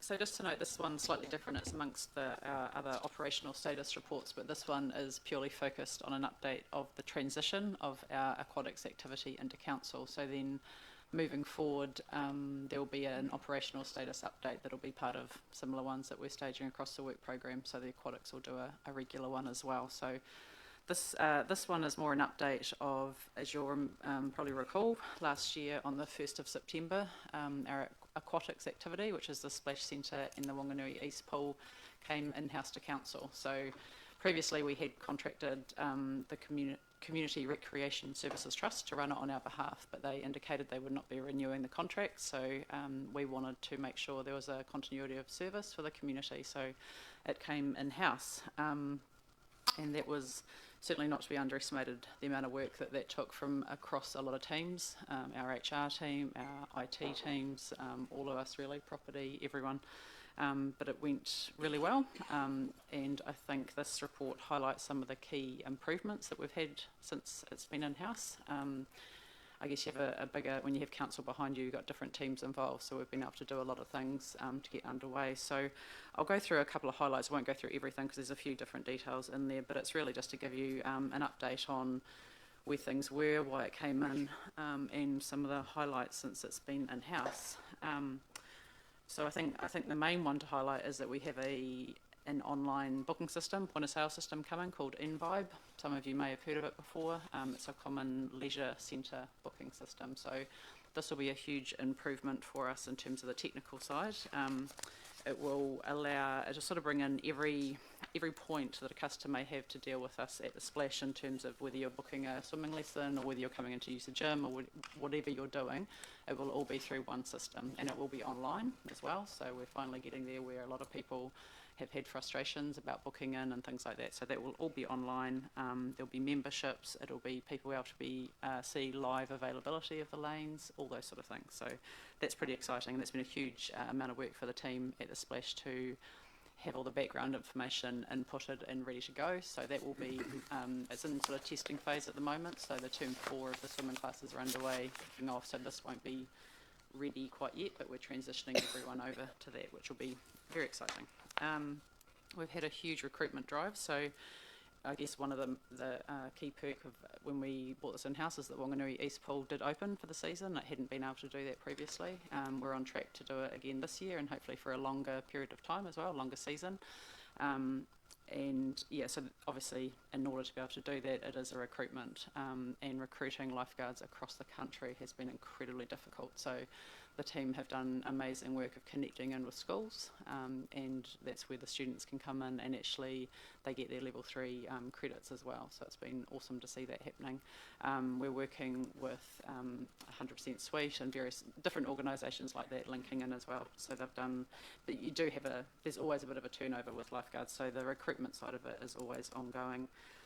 We've had a couple of additional Learn to Swim teachers, which has meant we can introduce new classes, which has been great to help meet that demand as well. So we've had record numbers of the students booked in for assessment, so obviously they have to be assessed before they can get into a class and things like that. So that's been record numbers, which has been great as well. A lot of more planned maintenance and upgrades. So previously we had a bit of an asset report done when it came in-house and identified a few things. So we're actually working closely with Sarah's facilities team on having a bit of a planned maintenance of what we need to do just to lift the level of a few. So the recreational side, you know, starts looking a bit tired when you can start seeing the concrete rather than the paint. You know, it needs a bit of work. So we do have early in the next year there'll be a closure period, and the whole recreational side's going to be refreshed, and the party room will be revamped, and yeah, a few things like that are underway as well. There's a bit of business development work thinking as well. So at the moment you can walk in and you pay an admission fee and you can do anything you like there. So we're looking at if we're going to upgrade the facilities a little bit, having it the value add services. So if you come in, you maybe pay more to go to the spa or the sauna and things like that. The gym as well is a huge area which we're looking for some improvements. Some of the equipment up there is quite tired. So we're looking, and this will tie into our LTP with the point of entry business cases as well. Some of our ideas around what we can do to increase the utilisation, but also look for some opportunities to increase our non-rates revenue as well. So there's sort of some of the key highlights, I guess. Financially, it was operated quite differently. Obviously, we gave a grant, and it was sort of worked under that open book system. So in the report, it does sort of itemise how it was across the previous year compared to this year. This is mainly about 10 months reporting, so we've only just, while it's just gone over a year that it's been in-house, we don't have the financial reporting for the full year, so it is on a 10-month period. But aside from a few exceptional costs that we needed to do around some of the unplanned maintenance, just to note as well, there was a slight error, which was me. We didn't replace the hydroslide stairs at the Whanganui Pool, we just repaired them. But there was a bit of costs there. Insurance costs, electricity costs have been a huge increase. I mean, it's across the board everywhere, not just obviously at Splash. And we had some one-off sort of consultancy costs as well for the transition. Just, moving 37 staff across to a new employer is quite a detailed process, so we need to make sure it was done well and all the staff were well looked after. So that sort of itemises, I guess, the story of the transition of where we are. I think as an activity it's going really well. If you haven't met Lucy, she's the aquatics manager. She's currently in Rarotonga, so she did time that well. But she's doing an amazing job, and the team out there are going really well. So they've slotted into council life very well. So that's the highlights. If there's quite a bit more detail in there, if you have any questions, happy to try and answer them. Thank you, Marianne. Councillor Charlie, question? Thank you. You answered most of my questions. Is the diving board at the Whanganui Pool being used? Yes, it has been. It has. Okay, cool. It was, from my understanding, it was assessed prior to us opening. It had been replaced. Yeah, we replaced it. We're on the committee, but I heard that they, for some reason, haven't made it out of bounds. I don't know why. Oh, the pool's empty at the moment, but other than that, no, it was used. Thanks. Councillor Michael. Thank you. In your view, after the look at the classes for children learn to swim, do you believe that any concerns from parents about there being not enough spaces or adequate support to learn to swim have been rectified in your view? I think there's been huge steps forward in that, as previously mentioned, and I think at the Sport and Recreation Advisory Group, many of the concerns or complaints that we receive around swimming lessons are because people are wanting particular days, or they have multiple children and they want them on the same day, or they need to fit them in between soccer or ballet, and so that's not actually our concern. We have availability on these days, and it depends on the level of the children as well. So there's often availability, it's just not when some families want it. No, fantastic, and thank you for looking at that. Now, other question I have is on rates, cost versus the two pools. We have 18.5% clawback on Whanganui East Pool and 35.8% on Splash. Is that due to the Whanganui East Pool not being open enough, but the costs are concurrently running throughout the year? So there's limited costs throughout the year for the pool. It is predominantly around resourcing at Whanganui East, so having to have enough staff out there. Over the last season, there were some days, that's why we're looking at the seasonal time, because there were some days where we had 2 or 3 lifeguards out there and one person turned up to swim all day. So that's instantly putting you in the negative of efficiency, cost efficiency to run it. So this year we're looking at maybe opening earlier and then changing the hours. So when schools go back in January, still being open but only for school bookings rather than just generally open all day for the public, because that's when we saw a huge decline. So we're just looking at what the utilisation was and trying to make it a little bit more cost efficient. That makes sense. Whenever I went there, it was packed, but I guess that's when I went there. Yeah. Mayor Andrew. Great. Yeah, thanks, Maz. 3 questions. Are there participation targets at all? Ultimately, you know, we want to see our community active, and do we have any targets? Yep, so probably part of the LTP, because this has come in-house, we haven't really had set KPIs that we do across our other activities. So part of the LTP planning will absolutely put in some measures, and that will be around utilisation and the number of patrons. We are establishing a bit more in the gym, so we've introduced actual gym classes as well, rather than just being an open space where people can use. So we'll be feeding that into our LTP planning and absolutely want to have a few KPIs. Okay, yeah, good point. I was actually more thinking about participation, but you know, KPIs, metrics, and a wider perspective. Great. The other question I had was some feedback I had prior to council taking over was a number of parents were going to Martin, for example, for swimming lessons. Has that been alleviated with you said a new LTS teacher? And so we haven't really we had very early on days, same sort of issues, and that's kind of what I referred to as that people, that they wanted a particular day or a particular time and they couldn't, so then they were going elsewhere. We, at the last rebook day, there was I think maybe 70 children on the list to be assessed for a class, but there was no complaints and no one had said that they hadn't been able to book in. There are different, it is hard because we introduced two new Aquatots classes, but so they're in the daytime because generally that's for the little kids.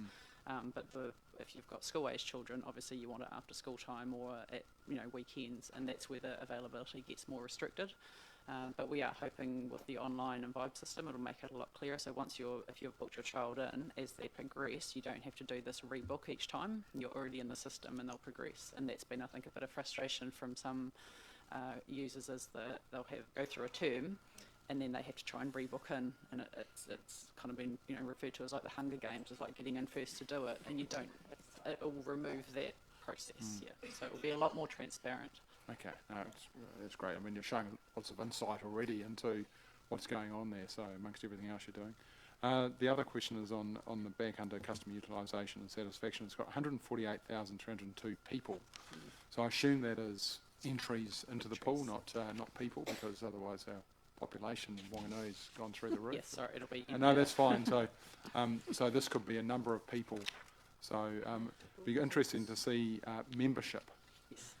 as opposed to and entries as well, because entries are still important, is that, because that shows the frequency of use and Yep. kind of So at the membership moment, times. we're limited on how we can track numbers, so people can come in, so that, that'll be the number of people that have paid to come in. So we are looking at part of our business cases and point of entry is actually having it'll be the membership, so you can swipe to get in if you've bought the membership, so it'll be automatically keeping those metrics, but also having proper entry gates, so you swipe and it lets you through if you're going up to the gym and things like that, so we'll have a lot better metrics of who's coming in and for what. At the moment, it's a bit tricky to measure it completely. No, that's great. Sounds like you're learning a lot. Yeah, all right. Thank you. Councillor Rob. Thank you. Thank you, Marianne. I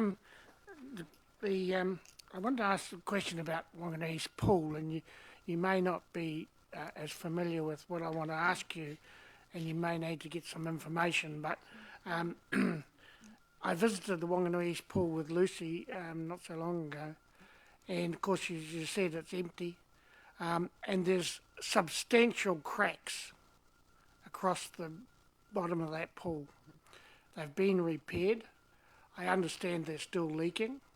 So what I would like to know is the extent of the leaking of Whanganui East Pool. Also, the comment was made that the filtration unit is now no longer up to the necessary standard.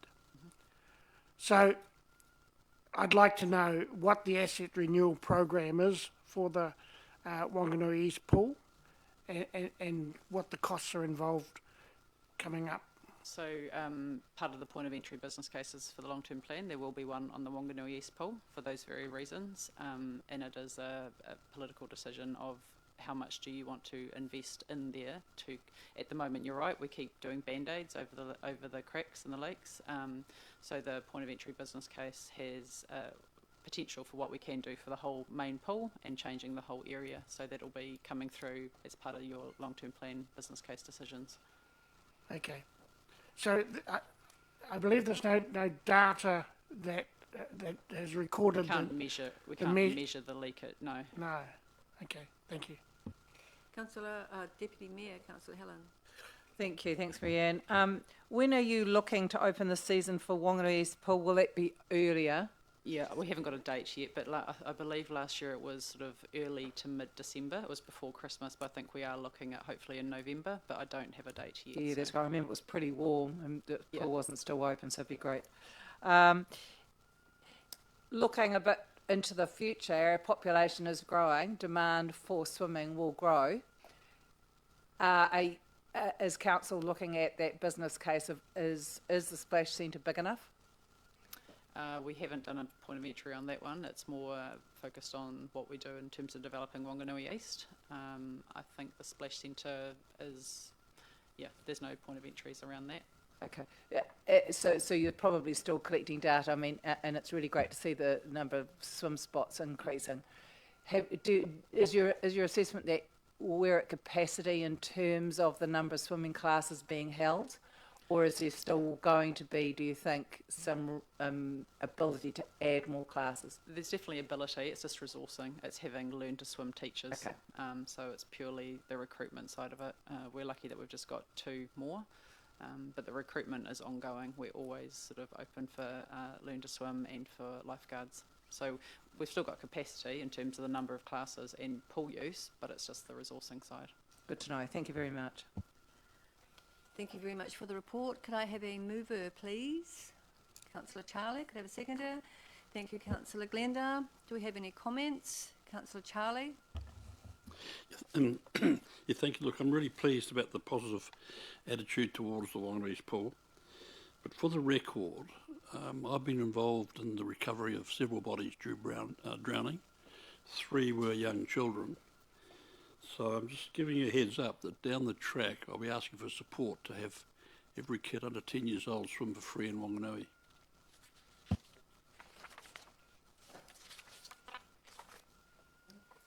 Councillor, thank you for that. Councillor Philippa. Yeah, thank you. I just want to thank you for the report. It's really good and timely. I just want to input, I just think there's been a huge amount of work done around the whole transition. And look, it's Yeah, I think it's really timely. We've got a growing community. I mean, the importance of swimming, having life schools has never gone away, but yeah, it's just been fantastic improvements. Have done a site visit, and we could always organise another one. You know, it's when you go on, you don't really, going under that facility, you get to see actually, even a pool that's a couple of 25-metre pools and a bit more. I'm talking about Splash there. Obviously, there's a lot in it. There's a whole lot in the operations. Really great to have Lucy on board and everything she's doing and her skill set. I guess just want to reinforce that our libraries, our pools, our parks, they are our most used facilities, and so good to see the point of entry business case coming through. Absolutely, we have a real role to play in that whole, in avoiding drownings and having young people learn to swim in a country that's surrounded by water. But also remember, it's actually the Department of Education and schools. They are the ones who made the decision that when school pools come to the end of their useful life, they've basically been closing them down over the last 20 years. And lucky we've still got a few school pools, and it's not our full responsibility, but I just think it's a really great report. We're really moving in the right direction. Be good to. There is going to have to be a little bit of investment to make the whole facility better, and that may have a bit of cost implication, but we have to put that in context and around some, it's a really key activity for so many of our community and people who come into it. So thank you. Councillor Charlotte. Thank you. I'll be very quick. I attend the Splash Centre about 4 times a week, and I use pretty much every single aspect of the facility, and I just want to thank everyone involved. It has been a really smooth transition, and the number of trainings that are happening has drastically increased, and it's showing with the stability of staff, and it's really fantastic. So a huge thank you for all your mahi there. And in terms of the Learn to Swim aquatics, I too am very grateful for that. My twins have an assessment coming up in 2 weeks, and they're very excited to be in classes. Excellent. Councillor Michael. Thank you, Madam Chair. It was about 7 months ago when parents in the football field hounded me to tell me about how absolutely useless we are at swimming lessons. And from that moment onwards, I've been constantly keeping an eye and asking and talking about this. So I'm really, really happy that this has been resolved. And I'm sure we'll iterate and get better and better and better and better at it. Because like my colleague over the pitch from me here, not only should every 10-year-old swim for free, we should be almost engaging and sending letters out to ask people to go and learn to swim, not only from a risk of from drownings, from emergencies, from cars hitting the river and people being able to jump in and actually help, from their cardiovascular system that can only really be helped from mass amounts of exercise, which you can't really get running around, but you can easily get in a swimming pool. I was a swimmer from age 9 to 18, and I still can, my cardiovascular system, my VO2 max, my bone density, my neuroconnectivity in my brain, how I react to swimming pools, how I react to water, how I react to strategies, how I saved someone from drowning when I was 12, all those things are in my brain right now because my mum put me in a swimming class at 8 years old, and it was free. And I would love to see not only what was just mentioned, but a detailed learn to swim, because I think you've already done the work, and I want to see it, and I want to see how we're going to engage people. Oh, there's 100 kids that have moved here. Fantastic. How do we get them in the swimming pool? How do we get them through the system to the point of getting competitions? Because we have some fantastic swimmers here that have reached the 16, 17-year-old mark, and I see them in the paper. But we're not a swimming community, and I think we kind of could be. So I'm really happy. Splash and East Pool got lots of use from myself. I'm a little bit upset at the idea on charging me extra to use all the facilities. But you know what? Yeah, I know, right?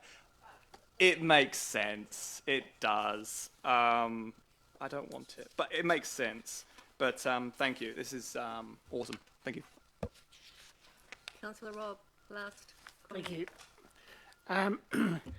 Yes, I just wanted to mention again that the Whanganui East Pool is 104 years old. And I was a little disappointed that I was the only one that was there that day when we were invited to go out there. Oh, Councillor Philippa there was there initially. Because it was quite enlightening, quite an eye-opener to see that pool empty. And at some stage, this council is going to have to get to grips with this question about where the best investment is for outdoor swimming in Whanganui. Also on that day, Councillor Philippa and I were hosted at the Splash Centre, and we were showed all the filtration units down below the pools.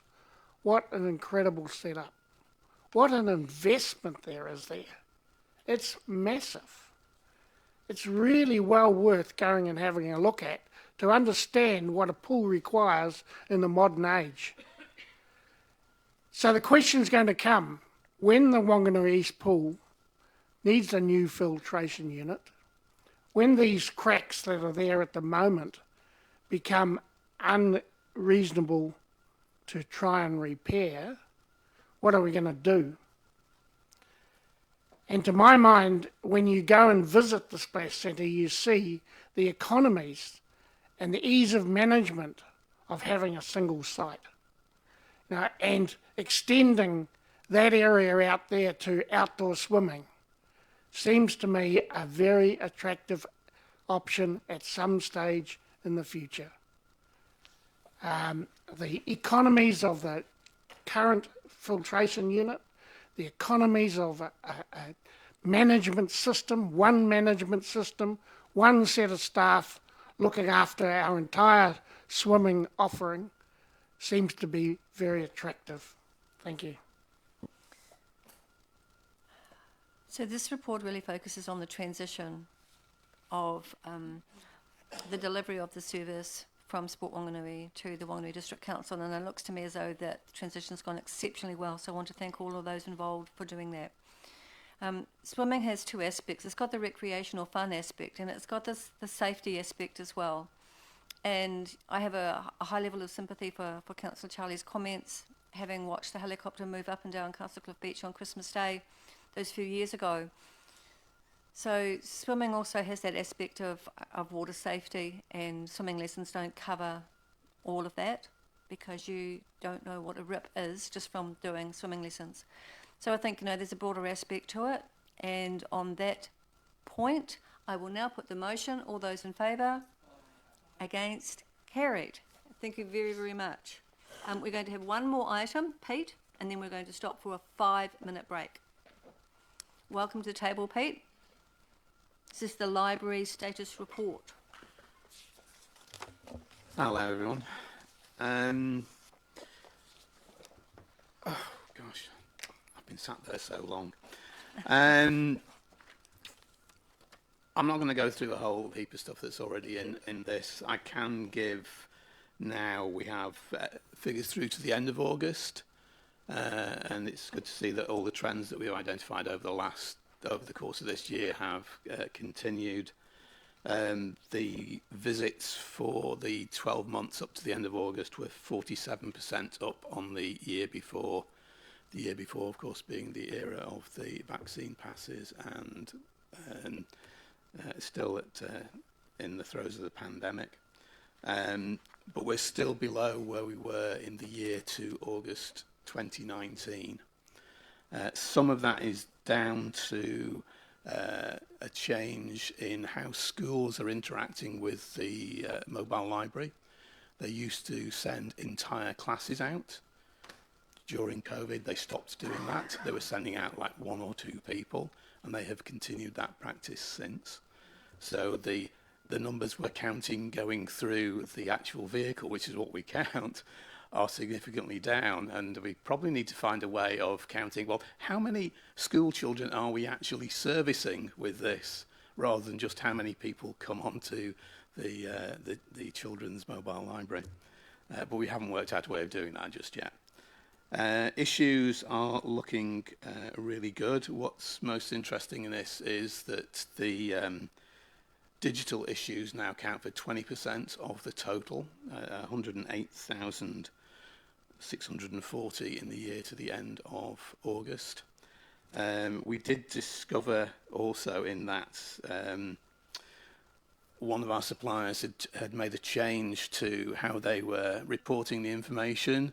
And so in previous months, we've been thinking, oh, those numbers don't seem to have gone up as much as they had previously.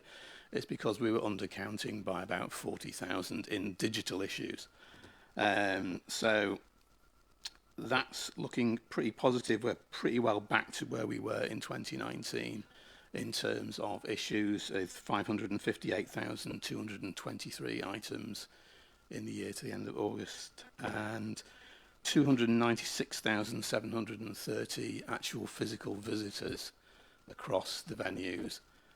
The 3/4 of those are to the Davis, which was 221,000 in that period. The Davis also accounts for 85% of the actual physical issues. So it's absolutely core to the overall operation. Beyond that, I did mention in the report that we had done a public engagement program in relation to library activity and the proposed extension. I didn't add that final report in, though I have received it now, but the too long didn't read version of this is more books, more parking, and your staff are lovely. And I know it's a bit of business cant to always say, our staff are our most important resource, but when you see the feedback we get from our customers, you know that it's the library staff, all of them, particularly those who work on the front line, who are absolute credits to the library and to council. So I'd like to just kind of put that on the record here, that is something I'm very proud of. I feel very privileged to be the library manager with the team that I've got. And I think I'll leave it at that, actually.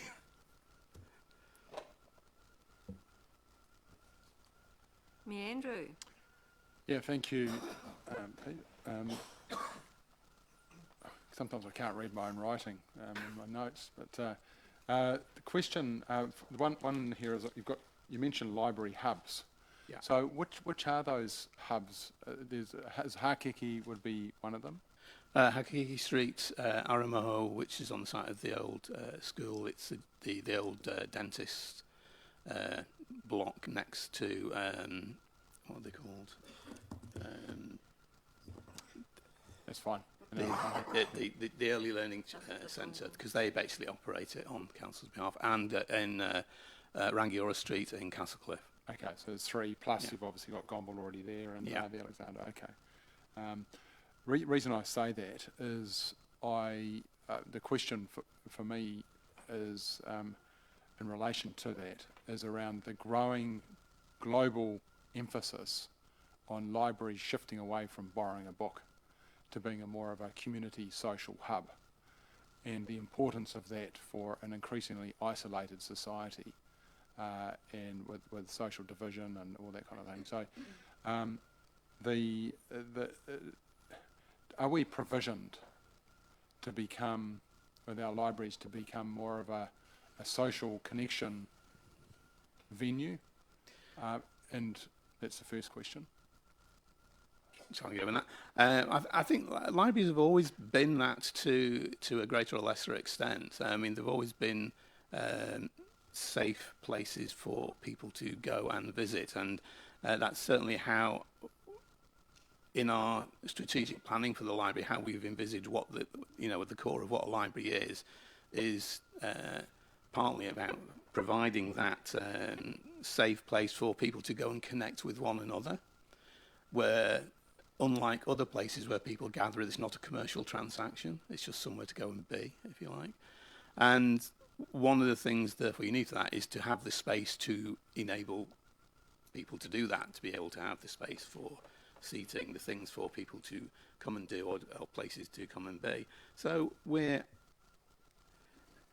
it's part of what we do. It's part of what we do now, because one of the things we know is that a lot of people are coming into the library who are not necessarily taking out books. They may be coming to use the internet. They may be coming to meetings. We've had people having interviews in the library. We've got people who are running small businesses using the Wi-Fi in the library, and that's all part of what it's there for.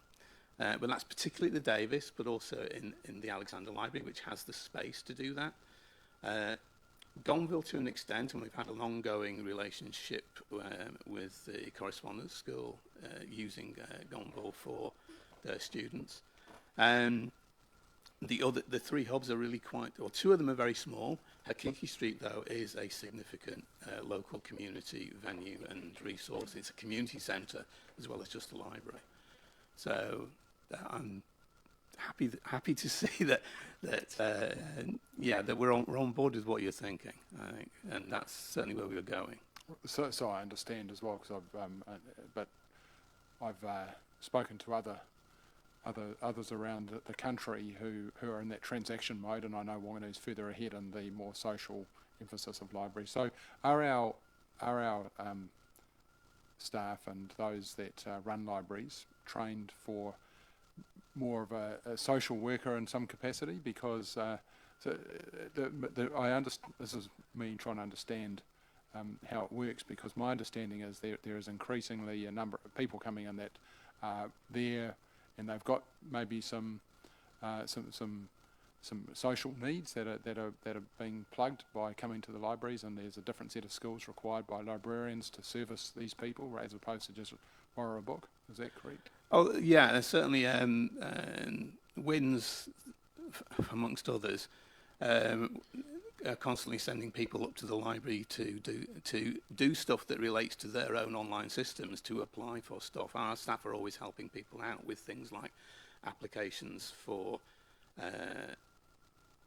through to WINS, but also applications for jobs, and just we're constantly helping people with difficulties with digital technology. We have a dedicated member of staff whose job is running programs around digital technology, but all of our frontline staff and most of the behind the scenes staff as well are always available to help people out with issues that they might be having, even if it's only just the ability to point them in the right direction, although they're not trained as social workers. But I guess the other thing with libraries is we get a vast range of different types of people in there, and some of them who do have their own behavioural issues. So our staff sometimes have a bit of a tough time dealing with some members of the public, but they're up to it, and we support them in that. Okay, yeah, that's where it might head. So to understand that, and do they is it a safe place for staff in that regard? I think so. I mean, we don't. I mean, every so often there's someone there may be someone who kicks off, but it's very rare. It is very rare, and we have processes in place to deal with it. Yeah, great. Thank you very much. Deputy Mayor Helen. Thank you, Pete. So parking is a continuing issue. I assume that I know there was a plan in the Pukemanu Queen's Plant Management Plan, and there'll be a review of that. That'll be an ongoing discussion with the designer. Yeah, we've been involved in the discussion. I think there's something being presented in the next item on the agenda in relation. No. Oh, it's implied. Sorry. So we can leave parking out of the conversation today because it's not part of the library activity, and we do need to address it absolutely. Yeah. So it was just in the report I mentioned. Yeah. So it's been an ongoing issue because it's 4 years. So, but you know, it will be solved at some point in the future. You hope. So I am concerned about the purchasing power decreasing in terms of your book buy. You've got the fall in the New Zealand dollar plus inflation. So how, I would really like to see what that's going to mean in terms of the number of items you're going to be buying. I don't know if you're buying all year. I know you've got a set budget, or you sort of do a big buy it once a year. How are you going to manage that? We purchase throughout the year. We have a contract for supply of shelf-ready books with an external supplier who basically we do the ordering. So they only, the contract sets a maximum amount rather than a set amount we will be spending with them. We order, they supply them, they're ready to go on the shelf straight away. The rest of the budget we spend with other suppliers because not everything's available through this first one. And we just have to deal with it. I mean, if prices go up, we'll be buying less. If the New Zealand dollar falls significantly, we'll be able to buy less of stuff that is published overseas. And that's just a fact of life, as it is for everyone else, I guess. Well, I think the budget has stayed fairly flat for quite some time in the book purchasing. That's my recollection. Well, if it had kept pace with inflation since 1996, it will be about twice the size it is now. But I don't think anything really has. It was increased by $30,000 about 3 years ago, I think. So it's $350,000 across all the different types of items. But it's basically about 25,000 more than it was 20 years ago. I see David would like to speak. Through you, Madam Chair, the short answer is, as part of the LTP budget setting process, we are going to be taking a look at the budget for book acquisitions. So if we think it needs to go up, we can put that forward as an option to council to consider. Yeah, that's what I'm looking for. I just wanted to highlight that with people, really, that you can't stay at an amount forever. Question. So thank you for that. Are you look for the proposed extension? I'll leave that another time. Look, I did hear that perhaps one of the hubs, the Aramoho one, hasn't sort of recovered visitor numbers since COVID.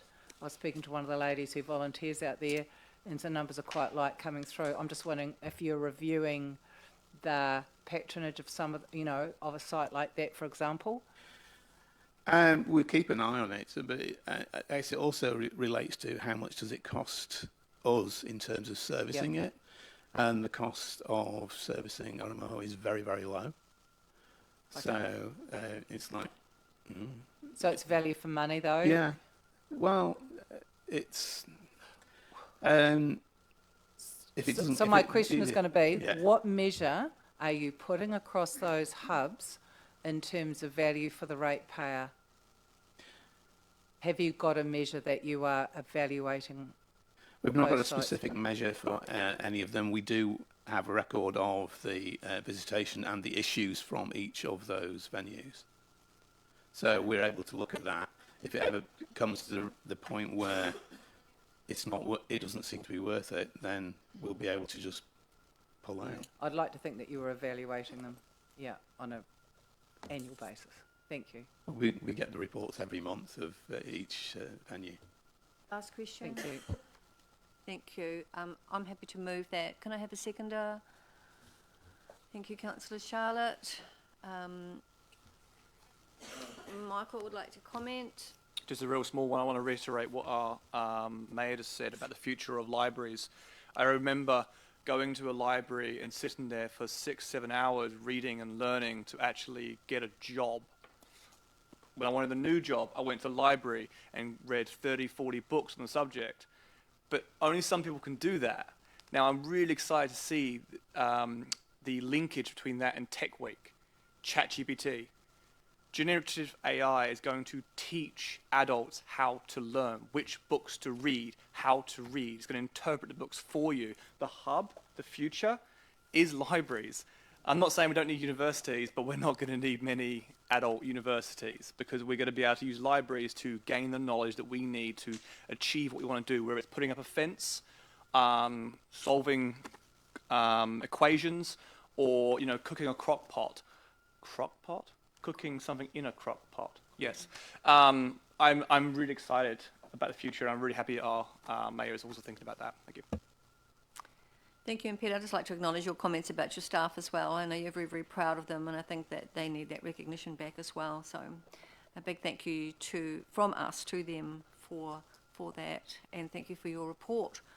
I'll put the item, all those in favour, against, carried. Thank you very much, Pete and Marianne. We are now going to have a 5-minute break. We will be starting again at 25 to.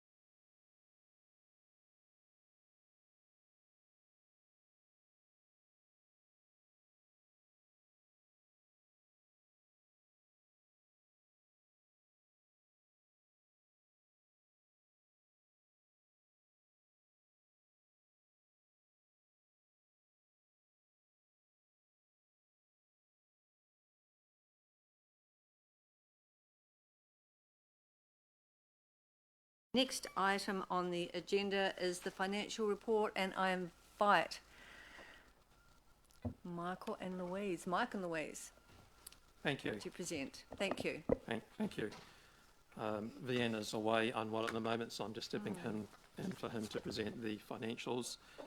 I will do a few quick comments on the financials, and then I'll hand it over to Louise to talk about the non-financials, and then we'll answer questions. So this is a management report.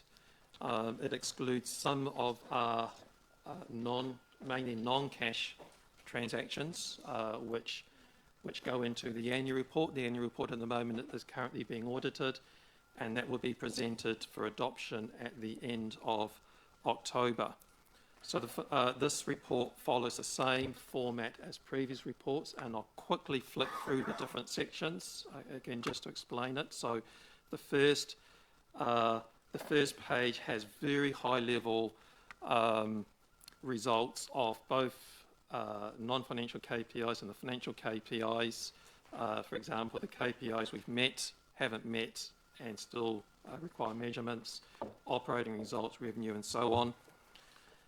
The page 114, we do the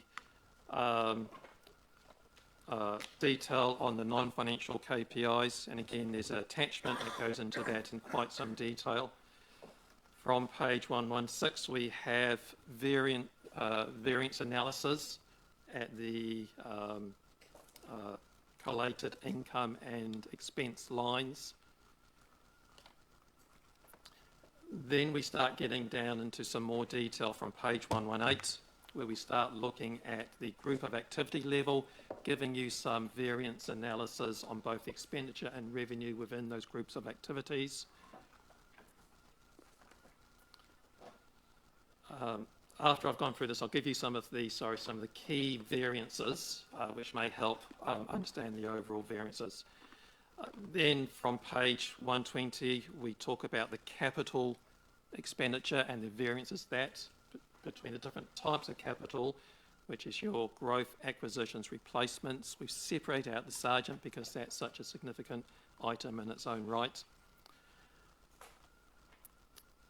Page 122 is where our debt currently stands, both gross and net debt compared to our budgeted debt.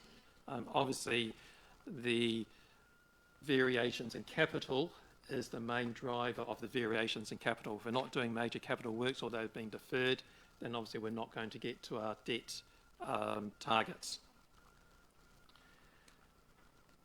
Page 124 is the carryovers, proposed carryovers for 23-24. As an accountant, I always think it'd be nicely if all of our work programs can be started 1st of July and finished 30th of June. Unfortunately, the engineers don't quite see it that way, and so there's always come to end of June. There's reasons why we haven't finished work programs, but we need to continue them, and that's what that list is about. And then finally, in page 125, you have your financial performance, kind of like a abbreviated profit and loss statement. I think this here shows the size or scale of the organisation. For example, and this one here, includes the carryovers from 21-22. So the income, $109 million for the year that we've received. Operating expenditure, $106 million. And then you've got your capital expenditure, $40 million that we spend on capital expenditure on work. So a fair scale of operations. You'll note there is a surplus there, and when you get the annual report, again, you'll see another large surplus in there. Various reasons for that. One of the main reasons is that income that we receive, that we use to do capital spend, that income is put in our income lines, which goes into our net profit. It's just accounting rules, which kind of blurs the results a little bit. So the high-level variances that this report mentions, obviously the timing of the Sergeant rebuild, We receive the grants as the work is progressing, so there's some timing issues with that. The unbudgeted grants, subsidies for the Three Water program transition, that's had a impact, and these variations have been a common theme from the 9-month results to last year as well. The additional roading subsidies for the emergencies works we had to do on the roads, and the impact on some of the income expenditure line on bringing the splash in-house, which when this budget was set was budgeted as a grant, but since then we have brought it in-house, as a previous item talked about. And also the capacity constraints, both internally and also with our contractors, to undertake some of that capital work. So that's the main points around the financials. I'll hand it over to Louise to talk about the non-financial KPIs. Good morning, everybody. So just to bear in mind that the non-financials, these are not the fourth quarter, these are for the 12 months for the period ending 30th of June. These results are also in the process of being reviewed by New Zealand Audit, so there may be some very minor tweaks to final results when you get the annual report. As the text in the page 114 outlines, there's 130 KPIs in total.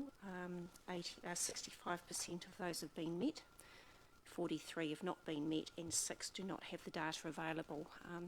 Following on from your last report, we have added in that those orange not measured things on the bar graphs, just to indicate where we have not measured, haven't got the data available.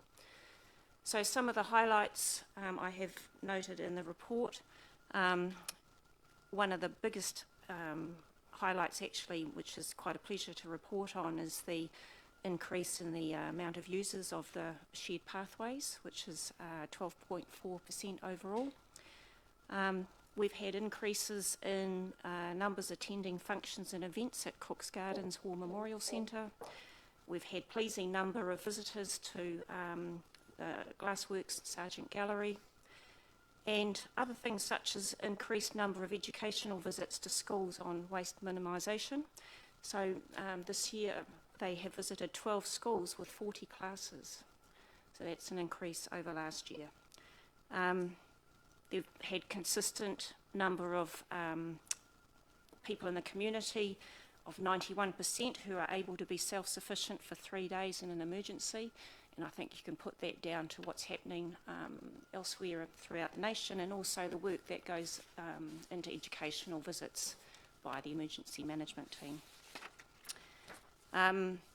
Satisfaction in hire and user experience is quite, there's been some pleasing results there through Cook's Gardens, the Sergeant Gallery, Opera House, War Memorial Centre, the Jury Hall Elevator, Resource Recovery Centre, and in the older persons housing portfolio.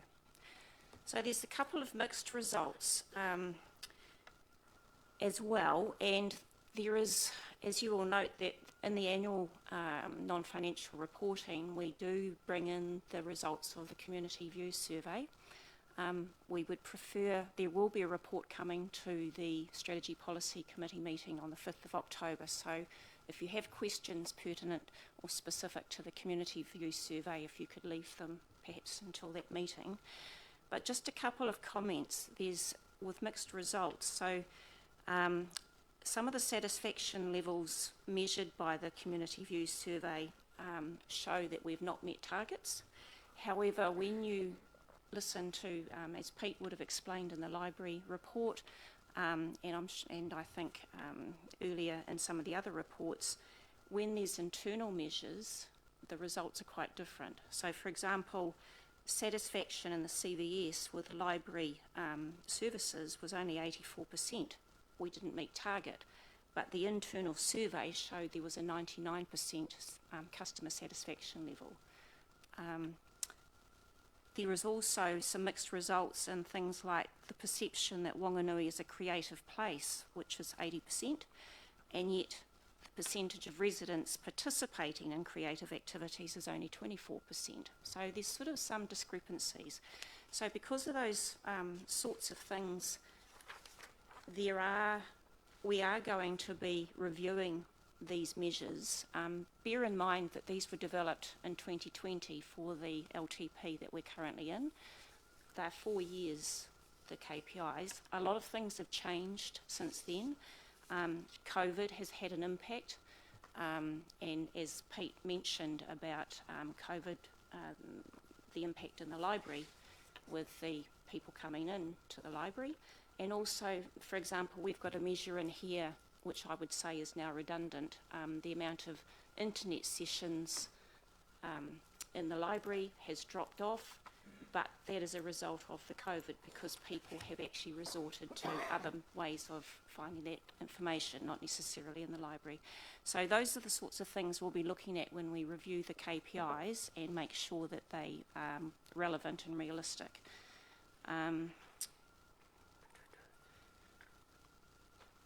Just some other things too. There was just a little bit of some challenges in obtaining some of the data.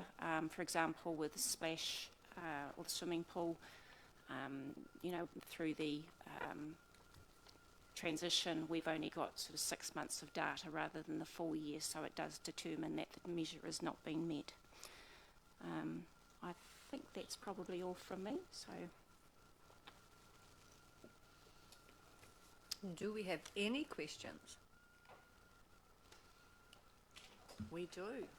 Councillor Philippa. Oh, are we doing financial or non-financial or what? Please. Well, given the number of lights on, I think that you just ask your questions. Oh, there's two and Pete, so just ask your questions, Philippa. Okay, thank you. Oh, Mike, I'll just, probably just got one question here. Well, two really. One, I asked it during the New Zealand Glassworks presentation and was referred that you would be able to answer that. Sorry, I haven't gone back and checked, but could you, there looks like there's a $50,000 deficit there between their revenue and their revenue and their expected expenditure, and also, so any comments you can make about how where that 50,000 deficit would come from, and also what is the actual ratepayer contribution, please? Yeah, for the so this is for the Glassworks. Glassworks for the 22-23 year. Just had a quick look at the 12-month results there. The budgeted rates contribution is $253,000. The income is around $25,000. Actual income, $25,000 there or thereabouts underneath the budgeted, but expenditure is also under budget. So that rates contribution, $253,000, is round about where it will land. Right, so there's about another 100,000 of revenue, external revenue they get from, I gather. Just looking at their, they do receive the income and from Gasnet. They receive sponsorship for the 22-23 year. Do they? So I was just about to correct Mr. Fermor, but then he qualified that. So for the 22-23 year, we're still receiving the sponsorship from Gasnet, but for this current financial year, that has ceased. Just for clarity. Kind of money in, money out, wasn't it? Yeah. No, thank you. And just on, I just wanted to, in regard, like the particularly significant project, the Sergeant, I really just want to ask around, when you talk about timing, understand timing of receipts and invoices, a whole lot of work, adverse grant income that, you know, might not quite time correctly with all that. I mean, I just want to check that there's no, it doesn't impact, I guess, particularly ratepayer cost or any interest, you know, have any impairment on our interest, etc. You know, that overall, you know, there's no significant kind of variation to what we know the expected expenditure is and what the revenue is, whether it's the council funding, whether it's external, but just around that timing. Yeah, so so far all the funding, or the majority of funding for the Sergeant Gallery for the works has come from grants, bequests, that sort of stuff. So council has received funds direct from government, and then we put that on term deposit until it's utilised. And then the trust also, Sergeant Gallery Trust also receives grants, and between the grant funding we receive from the government and what the Sergeant Gallery Trust has received, that has been the funding so far of the Sergeant. We are expecting to start utilising some of council's funding, agreed funding, reasonably soon, which will be the earthquake strengthening money and the additional money put through the annual plan. But overall, no impact on. Because we've been able to put some of this grant funding we've received ahead of when the capital expenditure has occurred, because we've been able to put that on term deposit, we've actually been able to effectively, or hopefully, lower the impact on the ratepayer.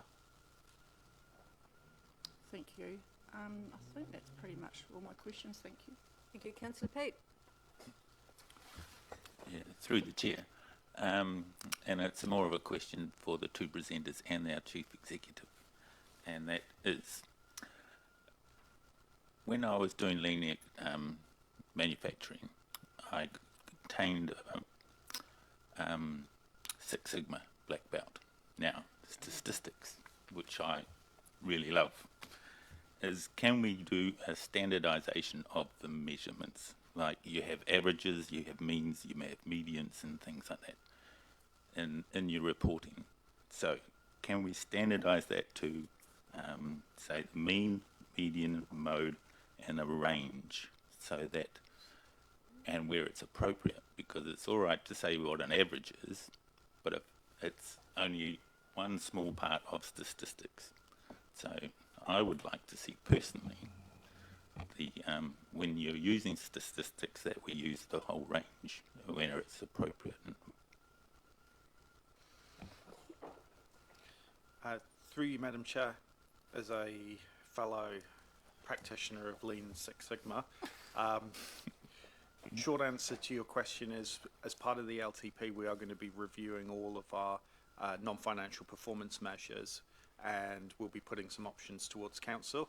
Your comments are noted and in principle supported, but really we need to focus on fit for purpose targets and making sure we're measuring the right things in the right way, but support the direction you're giving to us. Cool, thank you. Thank you, Pete. Michael, Councillor Michael. No wonder I love my black belt brothers. Makes sense now. Question, are you comfortable with the amount we put aside for emergency works, bearing that roading was significantly higher than anticipated? Good question, and one thing that is very much part of discussions we have with our Treasury management, discussions we have with Standard & Poor's and all that, is capacity to absorb unexpected costs. Yep. So two ways you handle that, two ways you handle risk. You either insure for it, or you put funds aside to create a fund for a rainy day, or you have capacity within your debt portfolio to be to handle that. I'm comfortable with the capacity we have on our balance sheet to be able to handle emergency works. Thank you. Some comments around people. Would you say that if we were to increase our internal capability, we would actually lower our operation costs? That's a CEO question. Through you, Madam Chair, at risk of embarrassing myself, I was writing an email. Please, can you repeat the question? So context, some of the wording that's used here is how operational costs are due to constraints, go outside, work is not complete on time, etc. So we know that if we are to bring in-house capital projects, the operational cost increases, but capital projects decreases. But I'm seeing here that if we were to increase internal resources, the operational costs may decrease. Is that fair? Through you, Chair, as a general principle, and notwithstanding specific examples, yes, that is a likely outcome. If we have greater resource or higher capability, capacity and capability tend to go hand in hand, then huge opportunities to lower our cost, whilst also improving the reliability and repeatability of our delivery and results. Excellent, thank you. Councillor Robb. Thank you. I have a question really for Chief Executive about these targets, specifically on page 147 under building control, and also next page under the resource management. Now, the target percentage of building consents processed within statutory timeframes, we achieved 60% and the target was 100%. And the percentage of customers satisfied with the building consent services, only 28.6. Now, I'm sure you're very aware of this, but for any of the benefit of the public's concern, it might be concerned about these figures. Could you give some explanation for this and what is happening to try and improve this? So, through you, Madam Chair, a little bit of context setting is through the stimulus funding from COVID, quite a surge in building consent numbers in particular that put pressure on our team because we simply weren't able to resource up fast enough to deliver them. And then on the resource consenting, the RMA side of things, a national shortage of resource consent planners, and then with the reforms around the RMA, and again a significant program of works driven by COVID stimulus funding, resource has been in short supply. So that has contributed to our underperformance in terms of processing times and customer satisfaction. What we've been doing to address that is increase the number of building control officers that we have on staff. For a time, we also increased the number of consultants that we were using to process resource consents, and that was to cover us off whilst we ran a recruitment campaign to attract new consent planners to join our staff.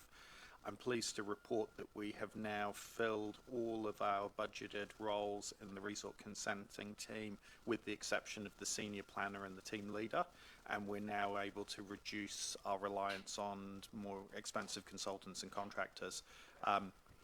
Hopefully we'll find those last two senior roles and complete our team, but I am not going to make any excuses around the performance there. It's not good enough. Those are statutory targets in terms of processing consents. We need to do much better, but we are at the mercy of the recruitment market and competing for a skill set that is in short supply and competing against private sector competitors that can afford to pay a lot more than council can for those skills. So we are at a disadvantage, but doesn't mean to say we're not going to try and get the results back up to where they ought to be. Yeah, thank you. Yes, I'd personally like to thank you, David, for the attention that you're giving to this issue, because it's a major issue, and I think that it's being addressed. The other two statistics I wanted you to comment on, David, please, was if you go back to the earlier report on page 122,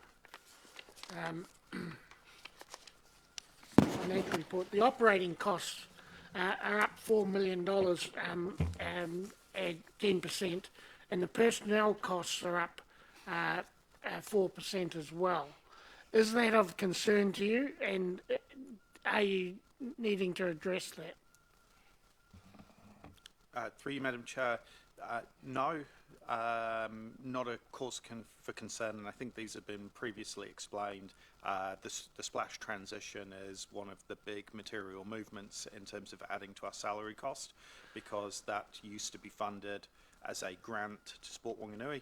It's simply moved from our grant funding budget line to our salary and wages budget line. So it looks like a big increase, but it's not actually new money the council's spending.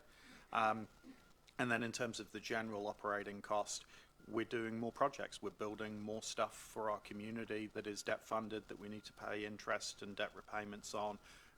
All of those things are the ongoing creep that pushes up our community's rates, because we're delivering more all of the time. It's not just creep from inflation. The actual like-for-like comparison between years, typically we'd likely to be below inflation increases for the same level of service. It's all of the extra stuff we build through our capital works program every year that really drives up the cost. Thank you. Thank you, Councillor Ross. Over to you. Thank you. My question is best directed to the CE. On page 128, regarding stormwater, it's about a definition, and it says that there were no flooding events recorded in the reporting period. A flooding event is defined by the Department of Internal Affairs as an event which inundates one or more habitable floor levels, basically your home or business. So I'm simply asking for assistance here in the sense of College and Grey Street. To use the word loosely, has flooded a number of times in those two streets. And I know on one occasion the mayor was out there, and I know the civil defence manager was out there delivering sandbags and so on. And it entered this particular resident's property, and has done several times since she's purchased the property, to great distress. I asked her one question, which was, how long did it take for the water to subside from your property and the flooded street? And she said, oh, about an hour and a half. I said, so the flood has gone after that?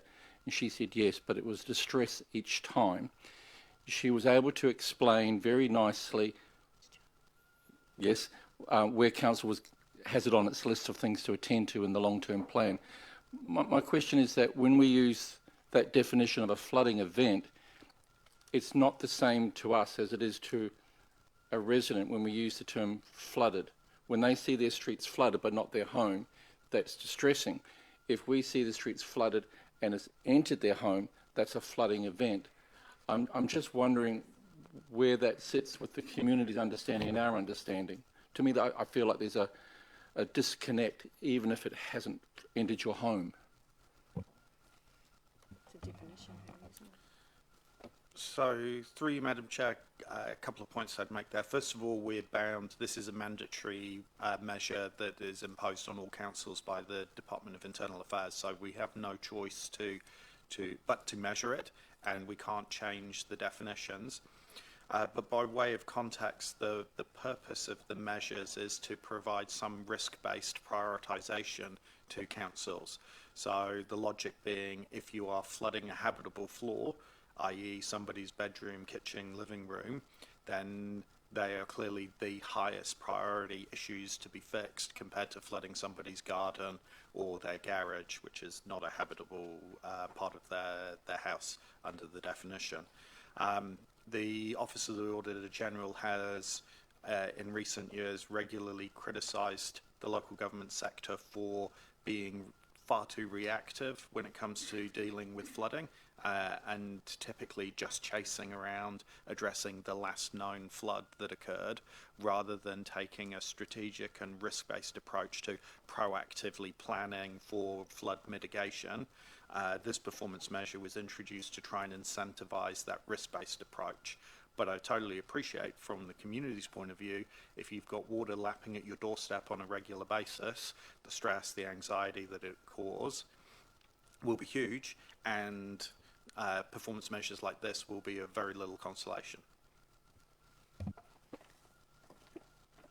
Thank you. So, may I have a mover and a seconder for this? Oh, Sorry, I just had a question. It's kind of leaving it a bit late there, Rob. Last chance, quick question. Yeah, I just wanted to have a question about page 151, the percentage of people who consider that the mayor and councillors have responded well to community needs and issues, and it's at 33%. I'm surprised because I thought we had made a real effort there, but I wonder, Madam Chair, whether you would allow the mayor to respond to that, please.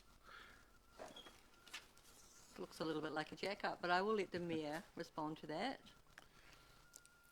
Yeah, look, I probably should have asked that question myself, but certainly it's not through lack of effort. So my assumption here is that it's a lag. There's going to be some kind of lag. Okay, so David's going to. Yeah. But look, it's going to take time to change that perception. It's a big wheel to turn. I would suggest, and we've made a start on it, and I think. I don't think we can do much more, but we're always trying to listen to the public to find out how we connect with them, not just transact with them. So, yeah. Thank you. David? Through you, Madam Chair. This kind of falls into the need for us to reset our performance measures as well and making sure we're asking the right questions. And I'll give you an example that I was given to me by our team just a couple of days ago, is when we ask our community how satisfied they were with their involvement in the decision-making process, we get pretty slammed in terms of satisfaction rates are incredibly low. But if you repitch the question and ask them how satisfied were they in their ability to have a say, and did they feel like they were heard before the decision was made, the results are significantly higher, and it indicates quite a high degree of satisfaction. So I think there's some work for us to be done to repitch these questions in a more sensible and meaningful way. Because if you ask how satisfied were you with the councillors, they're all rubbish. It's an easy off-the-cuff response to make. So yeah, very much so. So, may I have a mover? Councillor Ross, seconded. Councillor Robb. Does anyone wish to comment? Yeah. Michael? Councillor Michael? Yeah, very quickly. I was very dismayed to obviously hear about the 33% and 11% for rural. So I'd like to see where that ends up. But my main concern holistically is on our rate of return on investments. We have one item in here, but we know that there is also the Whanganui Educational Trust. There is other areas that are managed within Whanganui Holdings. Overall, they're really low, Madam Chair, and we could have put our money in the bank and actually made more money.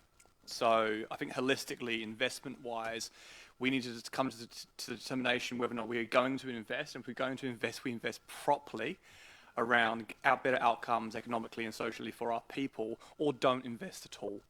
Because when you make a decision based upon past information without foresighting how you're going to change your decision making based upon new data points and changes in the environment, you're always going to have low return on investments.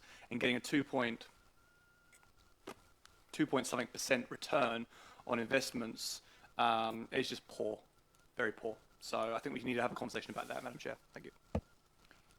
Thank you. Councillor Robb. Thank you. Yes, I think this report is once again an opportunity to acknowledge the excellent financial management of this council.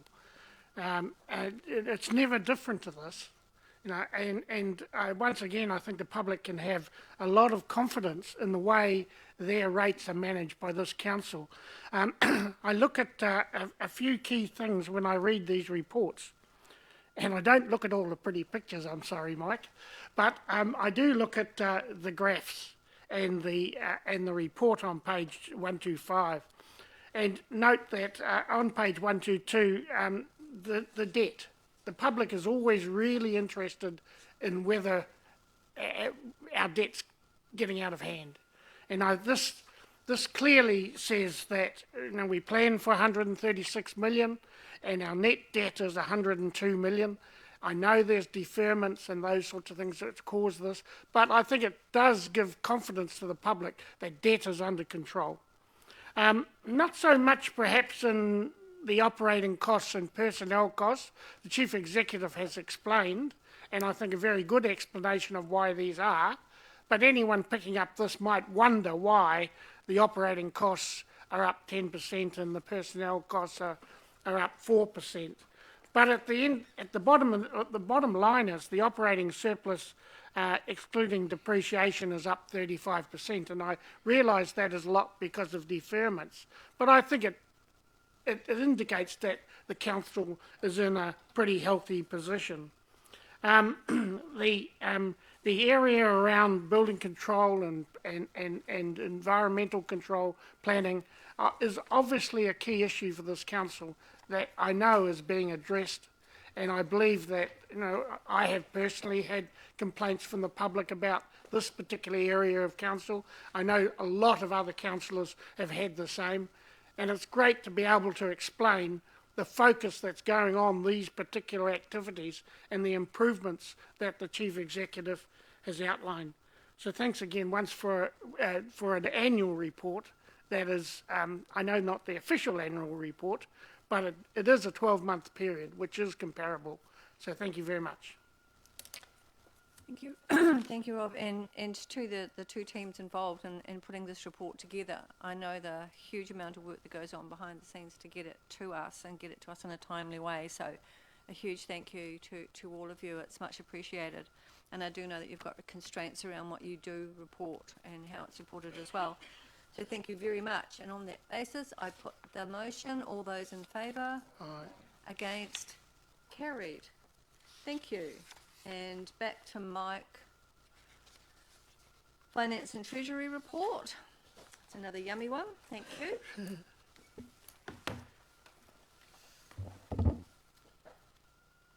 Thank you.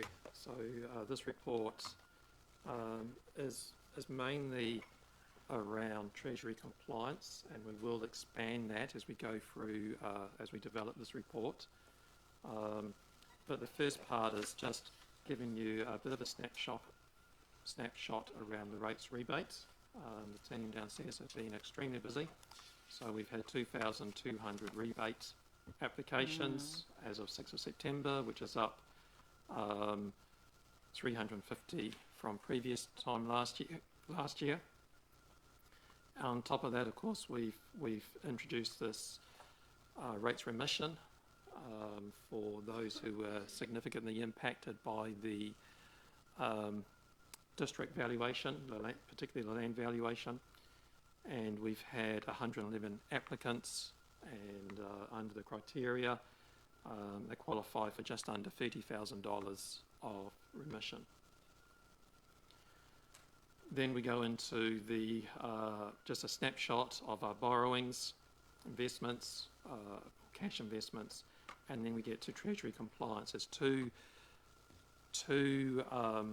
types of compliance we have here. The first chart is around risk rate profile, which is ensuring that prudent levels of our debt is either fixed or hedged. And we have control limits. You can see on the right hand side you've got your table there of control limits that we work towards. This first chart is based on 100% of our LTP debt. We know that because of some of the deferral capital programs, that debt is not a realistic assumption at this stage, and so over the page is your 80% debt forecast, managing to that as far as our control limits. And the little boxes on the right shows that we will become non-compliant in about a month's time or so.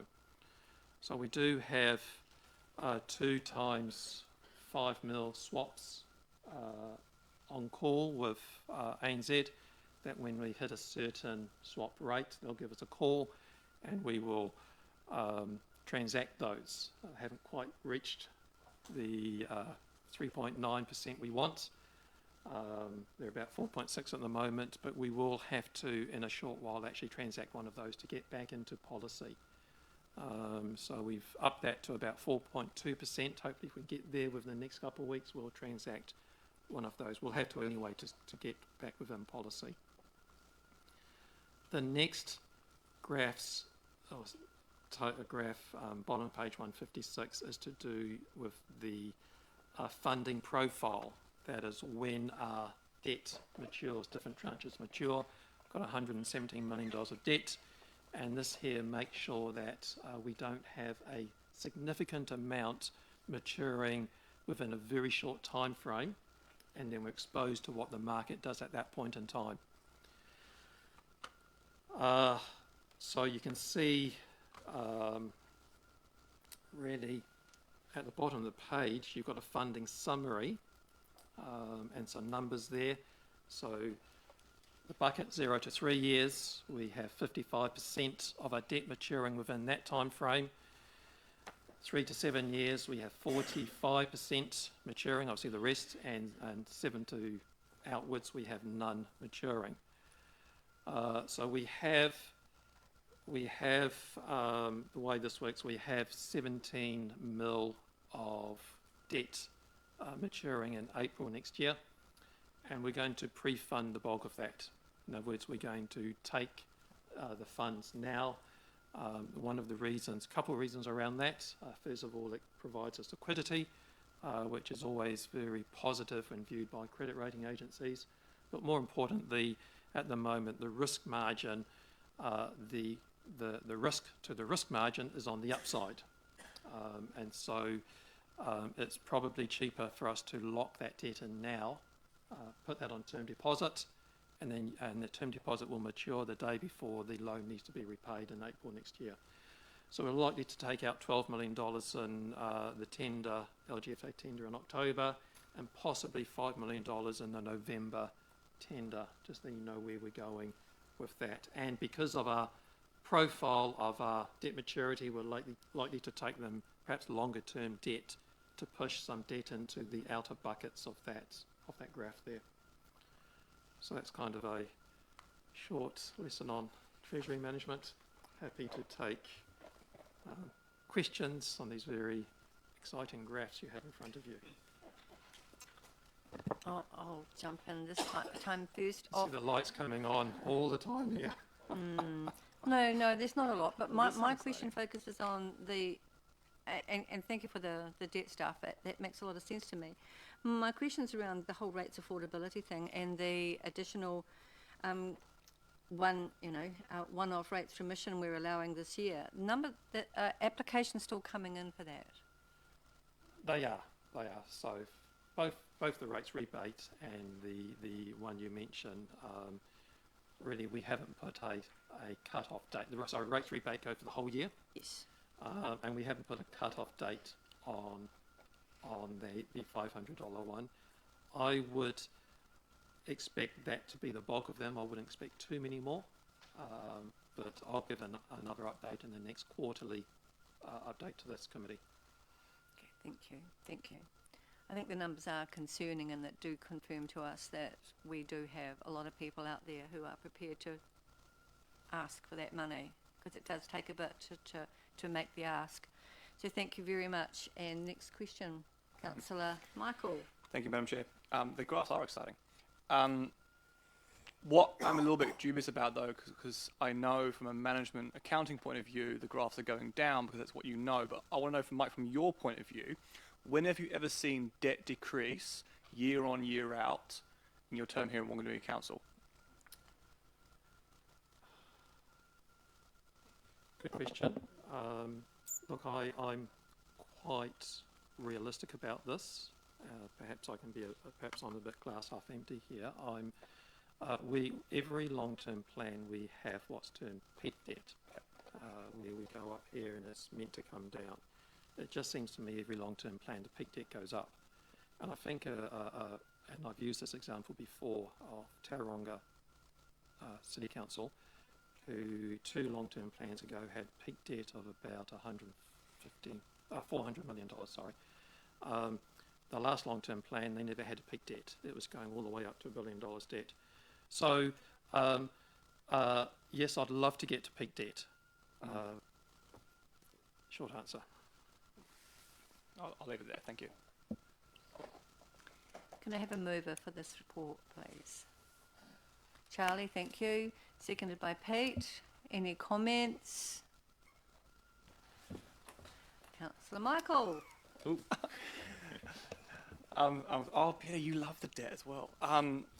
Debt is very concerning, and I think Mike has just articulated perfectly the problem with our process, and that is we see these beautiful charts coming down. We see them in central government, right, where it comes down, and eventually we're in surplus. But if you go back in history, this never happens. Every time we get more liquidity, we go, what else can we spend money on? And it carries on going up. Now, if you look at the fact that central government spend around 25–27% of your taxes are spent on repaying debt, do we really want our rates to be 30–40% debt repayment? Now, I hear some people saying, yes, but these assets we're purchasing, the value is over 60–70 years. Great, prove it. And that's what we need to do on every single asset acquisition. We need to prove that the value is going to be done. For that, we need fiscal responsible numbers to show that this makes sense. And we need to be very aware that we're not just debt funding it and it's only $5, $10, $20 a week. It's going to have a long impact because that compounds over time, especially when we get $3–4 million of roading projects that you have to do. Otherwise, you don't have a road. Whereas things that we don't have to do, so must have, could have, should have, I'm very excited about what the executive team are going to bring back to us around not only the KPIs, the fiscal responsibility, but the mapping of value to dollar from top to bottom. And I think we can then use that for every decision we make from then on. And I think then we'll have a much better idea of what debt is good and what debt is bad and what debt we should never keep Mike awake at night on. Heaven forbid, Michael. Next question, Pete. Councillor Pete. Speaking. Thank you, and through the chair. My eyes light up when I get these reports too. This is the crux of my enjoyment here. I'm glad to see that I'm not alone, and I think I'm also on the Risk and Assurance Committee and the Aspirations and Projects Committee, and in my opinion, these are the powerhouses of what council is all about. And if we get those right, then everything else will fall into place. Thank you. Councillor Philippa. Firstly, I guess on the debt side of the ledger, thank you, Mike, for being so honest. I've raised it a couple, I've sat here, Rob and I, longer than any of you guys, I guess, and we do these LTPs and we get this peak debt. We get year 1, 2, and 3 often looks like we're going to have to fund rates more and more. Often year 1 not, and then we show that we're going to reduce debt, and we consecutive councils, and we won't be alone, kind of failed to do that. I guess the key is about what we're spending on, what's the value of that, the growing community, and them getting the benefit of that. And I guess that's kind of, while still trying to, and affordability and, debt and rates. So that's kind of the balance of how we need to understand, and as we, particularly going to this next 10-year plan, we know this issue's not going to go away, probably going to get greater. But it's kind of understanding what we are spending on and what's the value of that. Obviously, where we can generate external funding without kind of moving, money from Peter to Paul. I've kind of, take a little bit like possibly our political parties are talking about now. Take $5 away here, but put it on somewhere else. On the other side, I just thought it's really important. Thank you for this. I think it's the first snapshot we've got around, obviously, the rates rebate, which we've had in place many years, or obviously it's a national scheme, and our own rates remission. Yeah, I mean, it's telling us 350 more households, if I'm reading it right, have had applied and got for the rates rebate, which is great that they're taking the opportunity. And obviously it's income fixed, but, you know, not great that the need just keeps increasing. And, you know, I did a bit of an average, if we're talking that the rates remission is around $250, because of course it's only to a maximum of 500, then, you know, that's about 30k, which seems to be, yeah, sorry, I didn't see 111 applications, so I think I worked out, I can't read my own writing as well, but it looks roughly an average of 250k if you put it across 120, I guess, people or households. And, you know, and with those A to D criteria there, you know, that might suggest, apart from, well, many others that don't own a home and all those, you know, struggling even to get on the housing ladder, that, you know, it's good criteria. We needed to have it, but it doesn't really, you know, the need will be greater than that. You know, that is those people. That's, you know, we can see those criteria. It's pretty tough, and it's really good to have. And I guess thank you so much to our staff and our team, because this has been enormous work. And just finally, I've had, you know, we know how the impact of the revaluation. I know of one ratepayer I could give you his address. His rates went up 120% from 3,500 to 7,500, and he's a superannuitant with a very limited income. So these are real deals. That is, as the Mayor would say, that is not acceptable. But it is the reality. Thank you. Thank you, Philippa. Councillor Rob. Yeah, thank you. You know, while the subject is debt, I think we operate a very sensible debt policy. You know, if for instance we are building a wastewater treatment plant for $41 million, you can hardly add it onto the rates in 1 year. I mean, rates would have to go up about 85%. So you borrow for all your assets and you spread them over generations. It's perfectly sensible. But the other alternative, if you go back to the financial performance report on page 125, you'll see that there's $26,545,000 for depreciation. And some councils actually fund their depreciation, and that's been floated here. But I'm not comfortable with going to our next lot of annual plan or long-term plan and adding 26 million on for the fund depreciation. I don't know how many would be comfortable about that. So that's the alternative. And I think that our debt is comfortable, and the public should have no concern about the level of our debt. Thank you. Thank you. And final comment from me, I think what we're trying to do is grow a community and make it as livable as possible with a system that is completely and utterly broken. And we've got to that point now where I don't think rates can actually fully fund what it is that we need to do for our communities.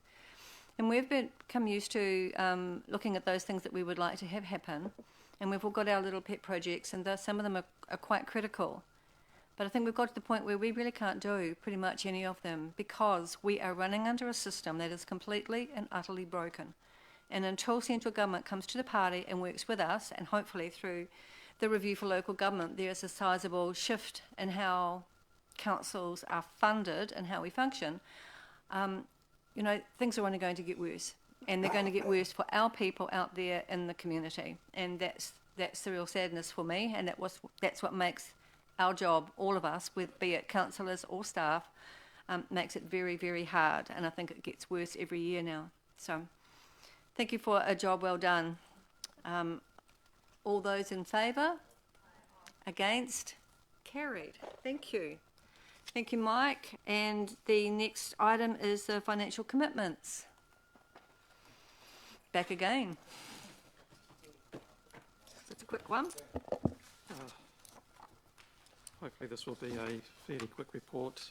Just a couple things in this report here. We have a number of staff have undertaken the Clever Buying course just to upskill themselves in the best practice as far as procurement goes. That was very good. Couple of days that was a course for staff.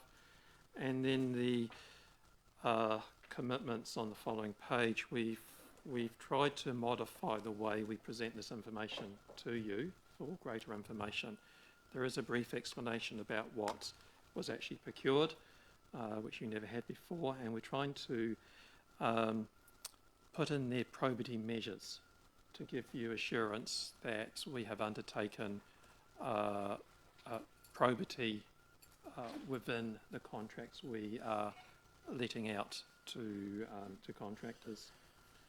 So having said that, happy to take questions. Of which there are none. Thank you, Philippa. Second, thank you, Councillor Charlie. Comment? Councillor Rob. Thank you. Yes. On page 158, you'll see the letting of a contract to the quotable value for $2,584,892. I think that bears comment because there's a lot of scepticism in this community about that particular exercise of valuations. A lot of people dispute it. The effect of it, as Councillor Philippa highlighted, has been significant on some people. And I just want to draw attention to that because that cost is $129 per ratepayer to get their valuations done. And I know we've got there's no competition in this field. We just have to accept it. But boy, that is an expensive amount of money for the job that was done. Thank you. All those in favour? Against? Carried. Well said. And next item.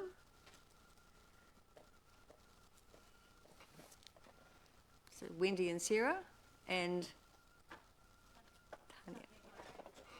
Welcome.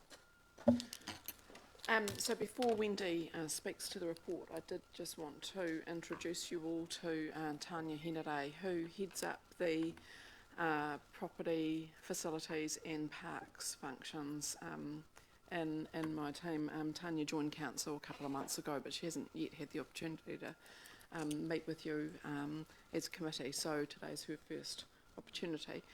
I do need to offer an apology. Jenny, you asked for the RAG register key to be put into the report, and I've just noticed that it hasn't been. So for the benefit of everybody, Red is off track. It's the same key as what's in the reports that were earlier in the committee. Amber is we're heading potentially off track, and Green is on track. So apologies. We'll make sure that that's sorted for the next time. So I'll hand you over to Wendy. Yeah, that just enables people who are reading the report who perhaps aren't us to be able to understand what those colours mean, that's all. Yeah, it's a small thing. Kia ora koutou. I would just take the report as read with just the following short comments. After a fairly wet summer and followed by a very wet winter, we're now moving into a busy spring period with two parks offices moving on. It's been quite challenging to keep up the business as usual, but we are happy to report that we have a new parks officer starting in early October, and we're looking to appoint a second one subject to discussion. The Pukemanu landscape design process, stage 1 is in detailed design stage, with stage 2 being the preliminary design. At preliminary design, which preliminary is essentially looks at the technical aspects of the project, so things like surveys, ground levels, drainage, that kind of thing, and then the detailed design goes into the specifics of what your furniture is going to look like and that kind of thing. So we're looking certainly for stage 1 to have our detailed design early November, which will hopefully allow us time then to get out to market, and the focus being to ensure that work is done immediately around the gallery in time for the opening. The other aspect to the report, tenders have certainly highlighted the impact of inflation, and we're currently will be negotiating for our city shrubs and annuals identified as open spaces on the table that you would have read in the report. So that's where we're at with that. Any questions? I have an initial question, and that is around the design of the landscape design plan. When does it come to us? When do we see it? At what point in the process? So I'll make a start and Wendy can pad out any gaps. The process that we've entered into for the landscape design is a co-design process. And so we are working with the key stakeholders of the park. The concept has been arrived at, and then, as Wendy mentioned, the next steps is the detail. So it's an iterative process through that, working alongside the key stakeholders in terms of timing. Around when we can share something that's meaningful to you. I'll ask Wendy to answer. Can I just interrupt there, Sarah? Sarah, just want to interrupt there. Is it, and apologies, are we going to see it after the horse is bolted, or are we going to see it before final decisions are made? It's my key question. We only have the concept at the moment, which can be shared. And that has been through a thorough process of co-design. I'm not challenging it. I'm just simply asking when does it come before us? And looks like. So, through you, Madam Chair, I'll jump in to support the team here. So, yes, we're going through a co-design process, which was something that the previous council had directed us to do for this work. But I also take your point that as council, you will have a keen interest in seeing the design before we commit to it. So we'll aim to bring something back and perhaps schedule a short workshop in with the team and the designers so that they can present the work done to date once it's at a suitably developed stage to, as Wendy has said, have something meaningful to actually show you. Thank you. Because it is quite concerning for me that it will go too far along the process before it comes before us, and that creates a high level of discomfort, which doesn't take anything away from all the hard work that is being done to actually produce the work. Okay. So are there any more questions? Any questions? No. Are there any? Okay. So Philip is happy to move. Who's happy to second? Glenda's happy to second. Do we have any comments? Quite surprised. All those in favour? Against? Carried. Thank you. I'm a little surprised at that.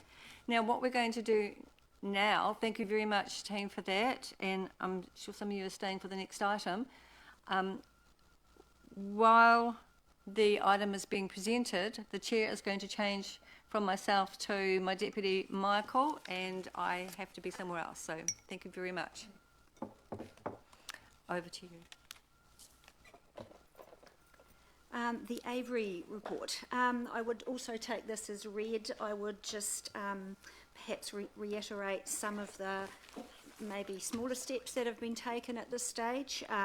So after the report was received, the Law and Roberts report was received earlier this year, the numbers of birds have been reduced and some of that's natural attrition. Some have been rehomed or returned to those who had given them, and some have actually disappeared. But mostly it's natural attrition and things like that.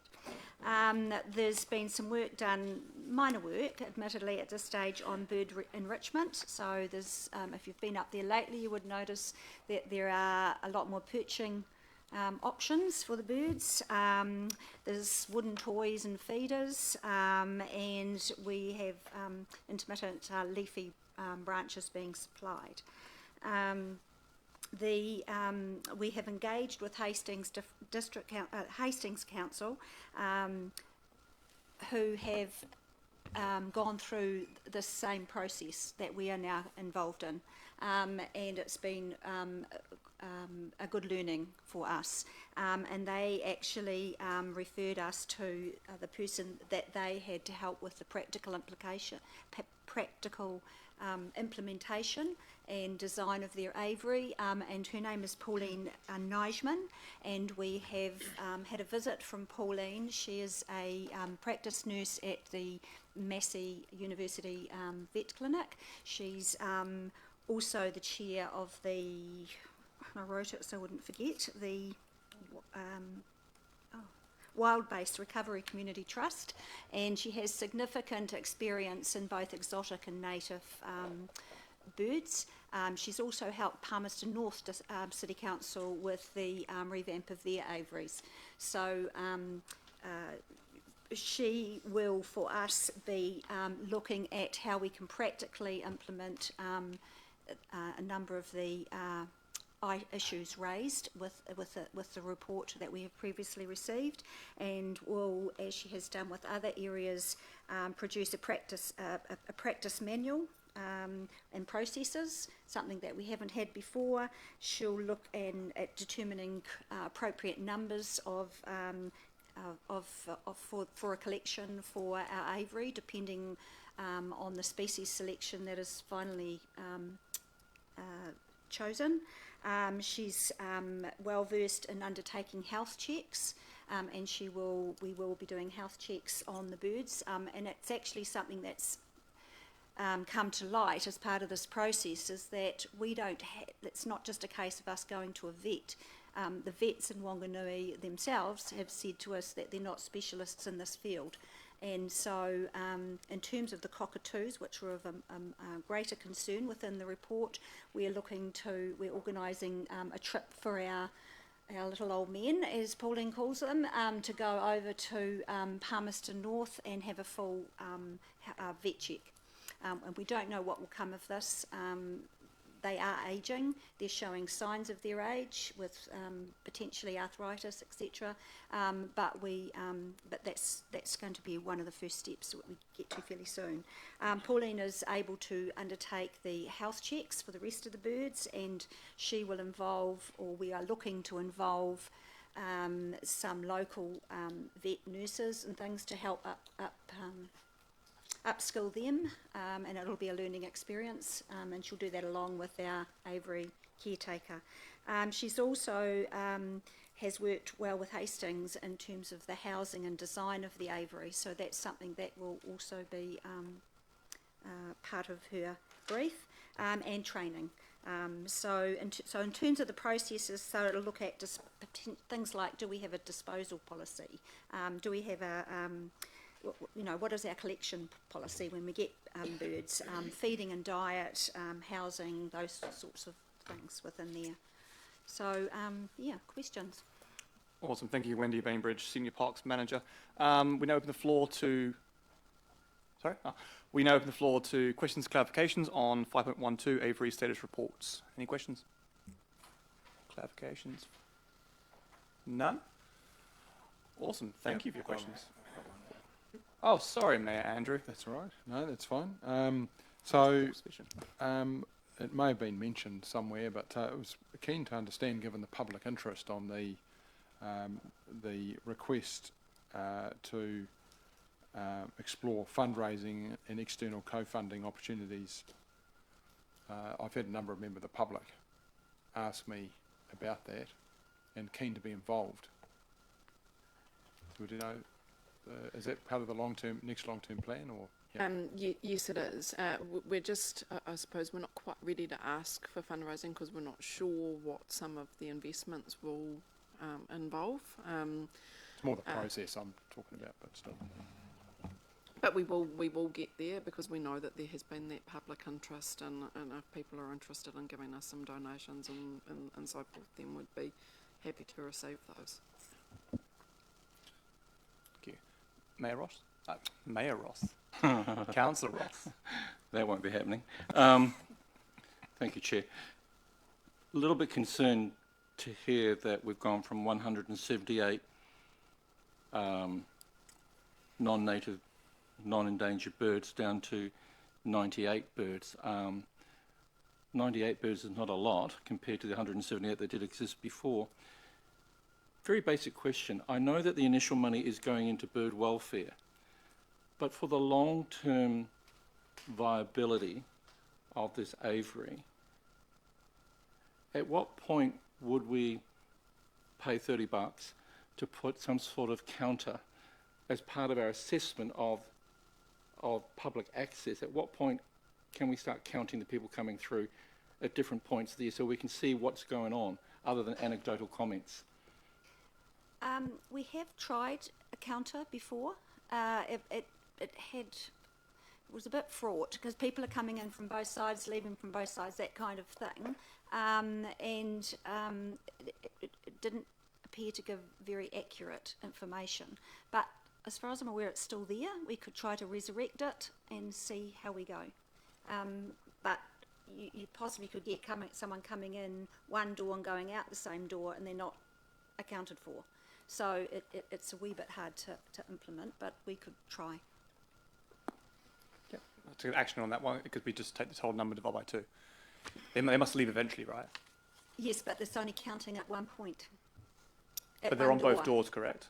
No, it was on one door, because there's only one door that you can set it up in at this stage. Thank you.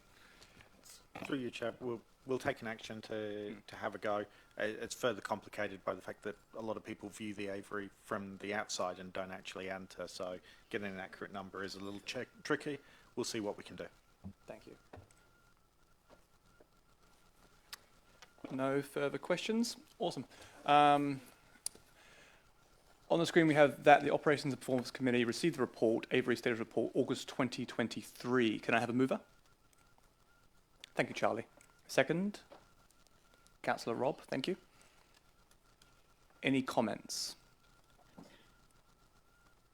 None? Awesome. All those in favour? Those against? Carried. Thank you. We move on to 5.13, Taupo Quay Homeless Hub update with Jeanette T. Ora Hosman, Housing Advisor, and Lance Kennedy, Deputy Chief Executive. Will you joining us? Welcome.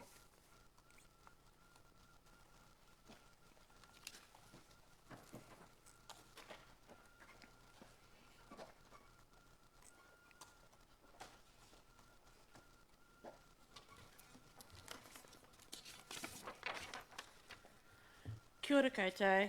I'm Jeanette Taylor Houseman, Housing Advisor as part of our Community Wellbeing team. Thank you for having me here today. Today's paper is a secondary progress update from the August meeting on our current status with the Taupo Quay Homeless Hub. I will take the paper as read, and I would like to update the committee on some further highlights and developments of this initiative. The Taupo Quay location does have a number of residents using the site as their primary place of residence, and they're currently being supported with wraparound services provided by tūpoho, who have been visiting the site every Monday, Wednesday and Friday.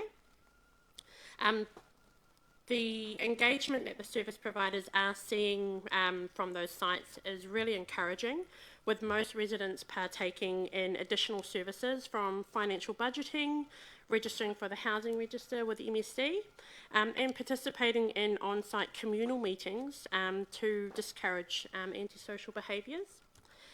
Taupo has also gone above and beyond in this space in support of our community by supplying our residents on site with food packages and extra items like blankets and things that they can try and make their living as comfortable as we possibly can.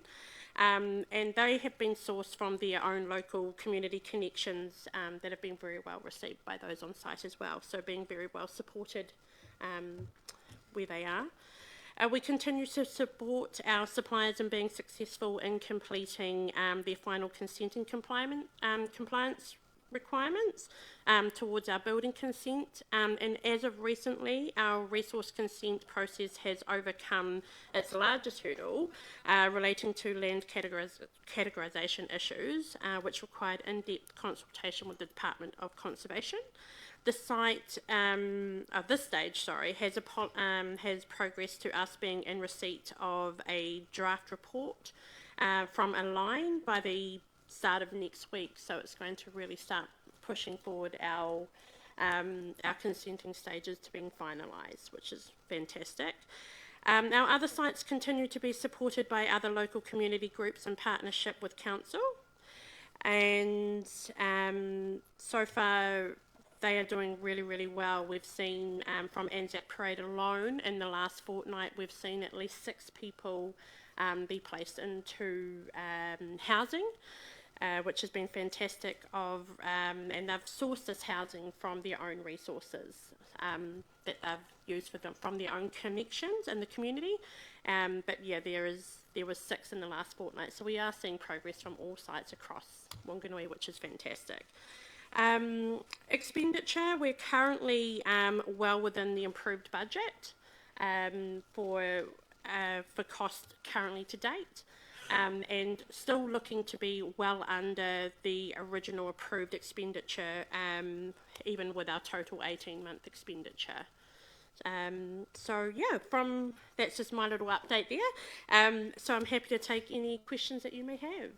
Awesome, thank you for that.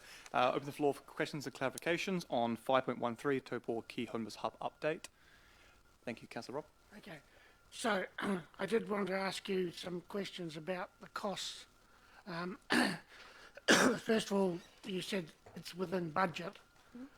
The budget, I think, was between 173 and 300 and something, or whatever it was. So what are the actual costs? So current to date, we've only spent, and this is just with our services there, we've just under $15,000 as our current expenditure from what's been put in for services there. But our total estimated cost to cover us for the full 18-month intended period time is $175,000. Okay.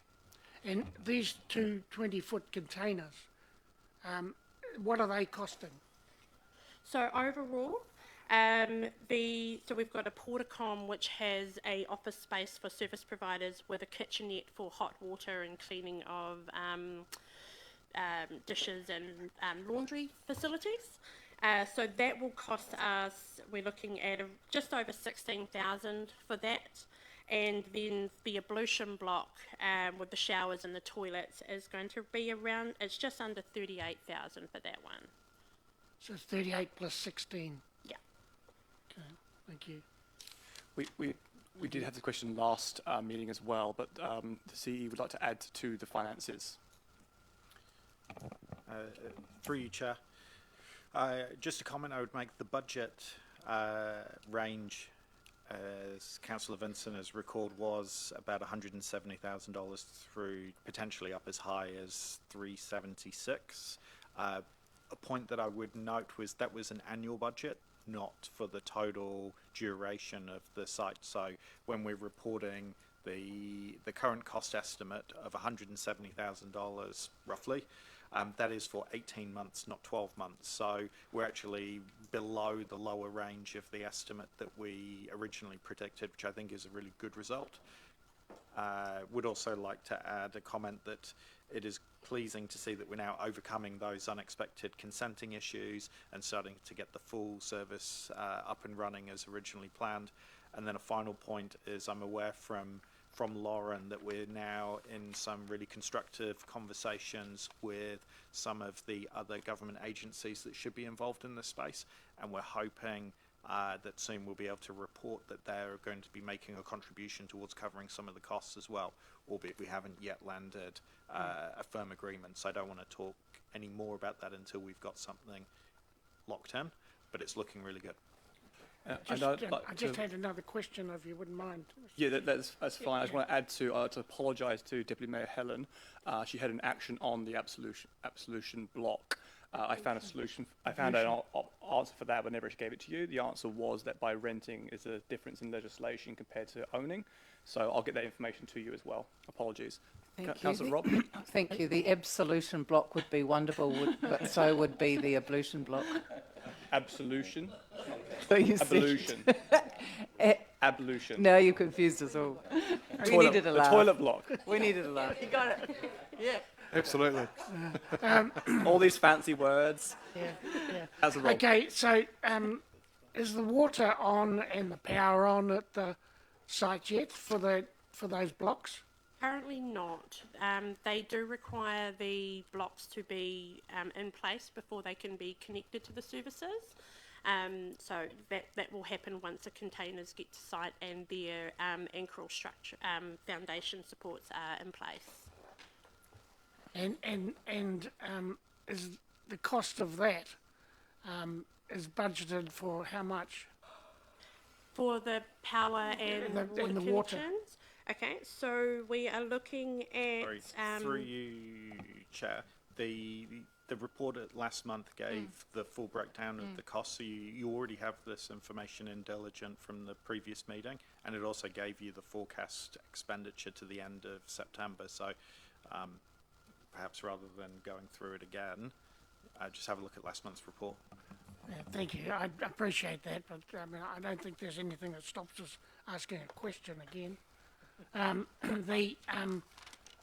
So I would just like it stated how much the connection cost is, please. And to your point, Rob, would you like this information on a recurring basis in the report? This is a public meeting, and as a public watching this, I think they're entitled to the answer. They may not have the report from last month to look back on. It's very relevant to the comments that will be made by myself in the comments section. I am not challenging you, Rob. What I'm saying is, would you prefer as an action that those numbers be put in this report each time?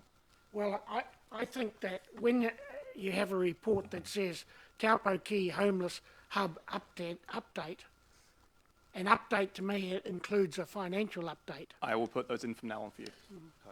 Through you, Chair, as per the last report, the cost estimate for the to bring power to site and the PowerCo application fee, just under $21,000.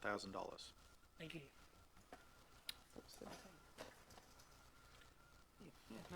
He's right, sorry. Councillor Robbie, are you? Thank you. Councillor Pepper. I think the mayor was... Was it? Your Worship. The question about government dollars has been responded to by Chief Executive, so thank you. The original intention for the transition to what I would call a temporary arrangement, not a solution, is our Taupo Quay Homeless Hub. And one of the reason for it was I think twofold.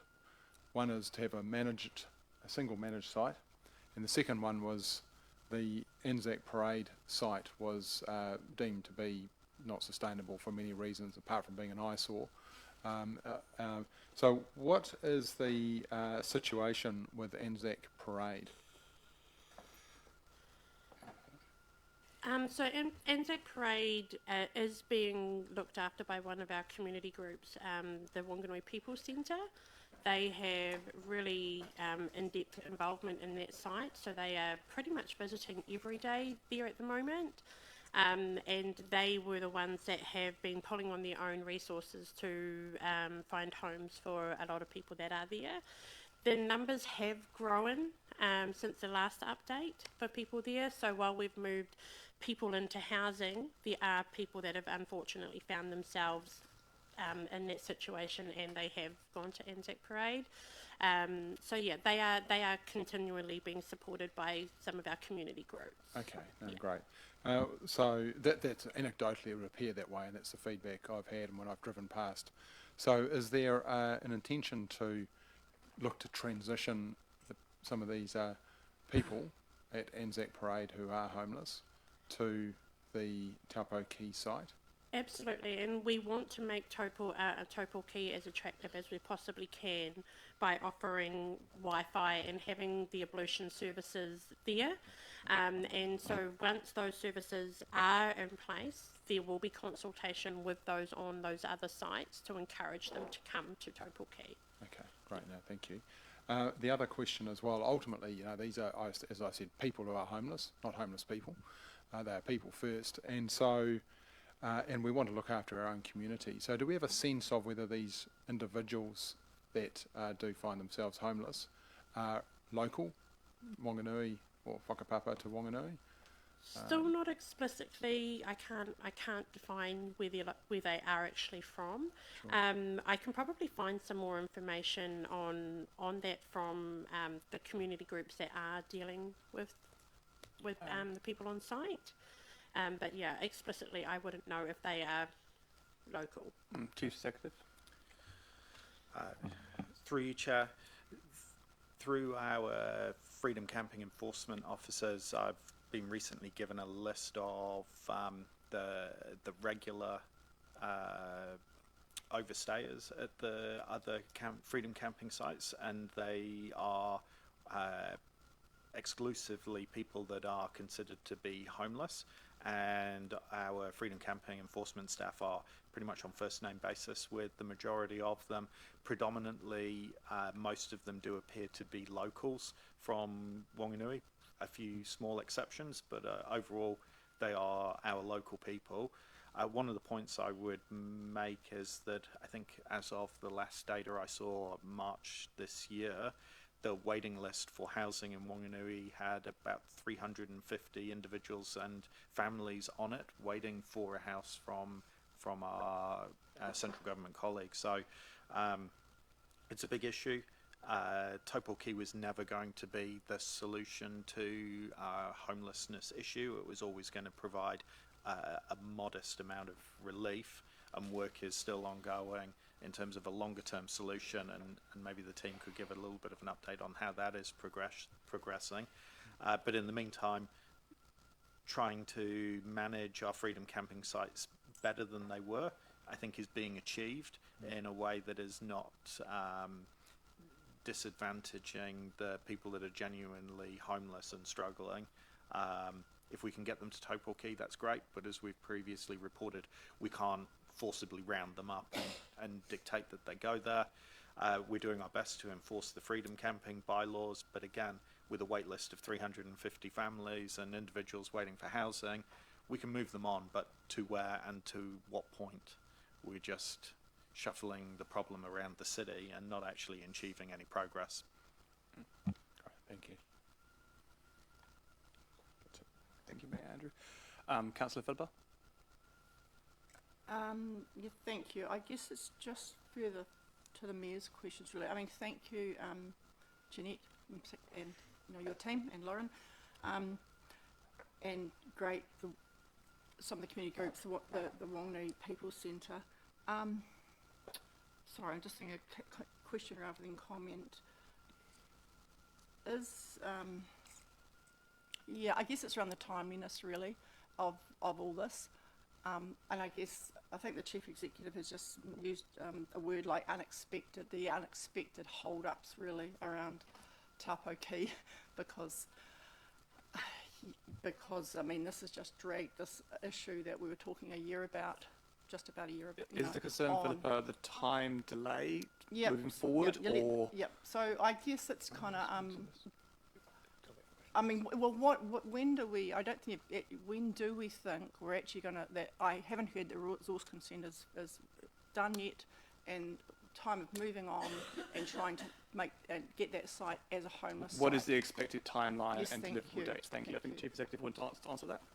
So, through you, Chair, I think specific dates I'll wait for the team to, or allow the team to comment on those. But just a general comment around the timeliness of this. I would remind the elected members that we have scrambled to react and put a fix in place. It's not planned for in our LTP. It's not budgeted for. It's not work that we had the opportunity to have a runway into to get ourselves organised. And I think our team has done an exceptional job of getting us to the point we are now. Yes, the consenting issues are an unfortunate stumbling block that if we'd had more planning time, we may have been able to anticipate and factor in. But we wouldn't have been able to avoid them unless we'd gone with the original plan that was put forward to Council of using the alternative site. But that was a governance decision to move away from that further delayed the implementation of this. So whilst it's a frustration we haven't gone as quickly as we can, I would respectfully ask that you don't make it a performance issue of our team, because I think they've done a really good job. Jeanette, do you want to comment on what the ETA of the offices and the other buildings coming to site is, please? Certainly. So part of our building consent is subjected to an S37, which is our resource consent. And there are a lot of compliance issues that we have to deal with, especially with providing a service to the public. We have to consider and mitigate any risk that is involved with that. So the ETA, now that we're over our largest hurdles in regards to our resource consent, and we've got our draft for that coming in early next week from our consultant. Once we have that in place, I'm envisioning around 3 to 4 weeks where we will have the structural foundations beginning on site. Thank you. I guess my last question though is probably to the Chief Executive.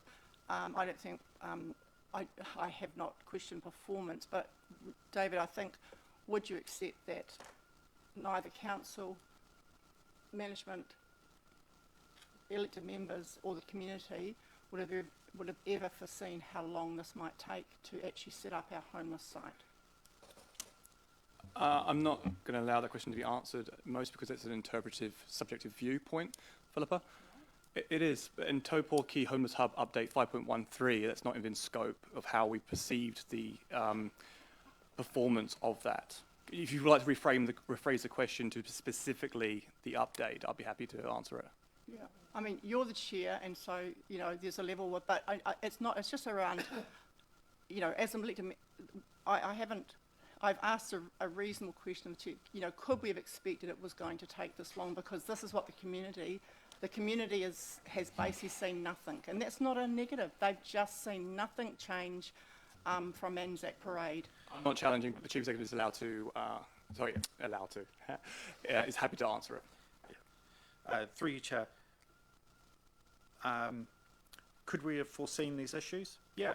If we'd had the opportunity to plan this like a project and budgeted for it properly, like well-managed work, but in the case of responding to community requests and then the political requests from you guys as the governance team to do something without an approved budget, without a period of time to plan, no, I don't think it would have been reasonable for us to have anticipated all of these fishhooks and properly explore all of the different sites that we were put forward, particularly given Taupo Quay was not the preferred site that was offered by management, where we had gone through some of those planning issues before we proposed the site. This was reactionary work. So I think, again, my comments earlier still stand. In the circumstances, I think our staff have done a good job. I think this council, you as governors as well, have done a good job. We're delivering more than we really ought to be and filling in the gaps that have been left by other government agencies. I would also argue against your comments that the community has seen nothing for us. Taupo Quay has been operating for many, many weeks now, albeit we haven't got a couple of the buildings on site, but it's been open. We've been providing social wraparound services for weeks. We have been actively managing the other freedom camping sites for many months now, and we've seen a notable drop-off in the antisocial behaviour, and that is down to the hard work of our staff and our partners who have been working in the space in challenging circumstances. So, I will defend our performance on this quite vigorously, because I think we have gone above and beyond to do something that didn't have the benefit of a well thought through plan and plenty of time before we jumped in. Thank you, David. I've got another question. I think it's really important that the community, the paper, that they hear this discussion, because these are the questions we are getting. And as I said in an email a week ago, I haven't got the answers to all this. We've heard, we know bits and pieces, we know it's complex, but this is a really tough issue for us, the people first, in our community. Thank you, Chair. And thank you for your feedback. There will be more coordination between members and this committee moving forward in terms of the agenda setting. So those sort of information will be very wisely given to me and Jenny so we can have this. So just to clarify, Councillor Ross, it is about the development status of the interim homeless hub. I will not be allowing questions outside of that. Just in case. Thank you. Then you might need to stop me, because I'm not sure. Thank you for your report. It's really beneficial to have the update. Lots of lessons learned. Hindsight's a wonderful thing, isn't it? Question is, regarding the Taupo Quay site and Freedom Campers, I'm prepared for the chair to stop me. When the things are in place, signage will go up to say this is a homeless site, this is not for freedom camping. My understanding is, although I haven't been able to check the website, something's already been altered on the website about people checking in as to whether Taupo Quay is available to freedom campers. I don't know if that's correct, that it's been removed, or freedom campers are still arriving in Taupo Quay, and what's happening when they do turn up? Do they go away? Do they stay? So currently, Taupo Quay is not closed as a freedom camping site. That has been a compliance issue that they will address when we're ready to push go, essentially, and get the structures onto site. Then it will formally close. So there have been freedom campers actually staying in amongst those on site, and so it hasn't formally been closed as a freedom camping site as yet, until we're ready to move those structures to site. Then it will be officially closed, and all the updates, the websites and everything like that will be updated as well. So there's been no alteration to the website? There shouldn't have been. There was no request made from us. Yeah, I haven't actually checked it myself, sorry. We started this process about 2 months ago, and I think David remembers the conversation. Yeah, so through you, Chair, this has been discussed in the past, but to remind you all, one of the issues is that formally closing the site as a freedom camping site and making it exclusive for the use for homeless people was one of the things that triggered the need for a resource consent, because it's a change of use of the site. So our interim approach has been to reduce the promotion of Taupo Quay as a freedom camping site and to try and redirect people to other freedom camping sites when they arrive, but we don't have an ability to say no, it's closed. Once the consenting matters are resolved in their full, then we can formally say it is no longer a freedom camping site. It's for the exclusive use of homeless people. That makes sense. Okay, cool. I have a very simple question. Just to confirm, those with mental health issues are not being turned away due to mental health issues, from your experience so far? I'm not really the one working with the people on site, so it is a little. I have a little bit of difficulty in actually answering that question. Sorry. That's okay. That's okay. I'll take an action to look at those who've been removed from the site. That's why we go from there. Awesome. Thank you. I put on the screen that 5.13 Taupo Quay Homeless Hub. Apologies, Deputy Mayor Helen. Oh, that was all right. I was just going to ask the CE, how does council redirect people away from the Taupo Quay site at the moment? How do they indicate that that's not really a suitable site for freedom camping? look, it's as simple as having a conversation with the people when they turn up, or if our freedom camping enforcement officer goes by, they just politely say, hey, if you'd like to, there's other sites in the city.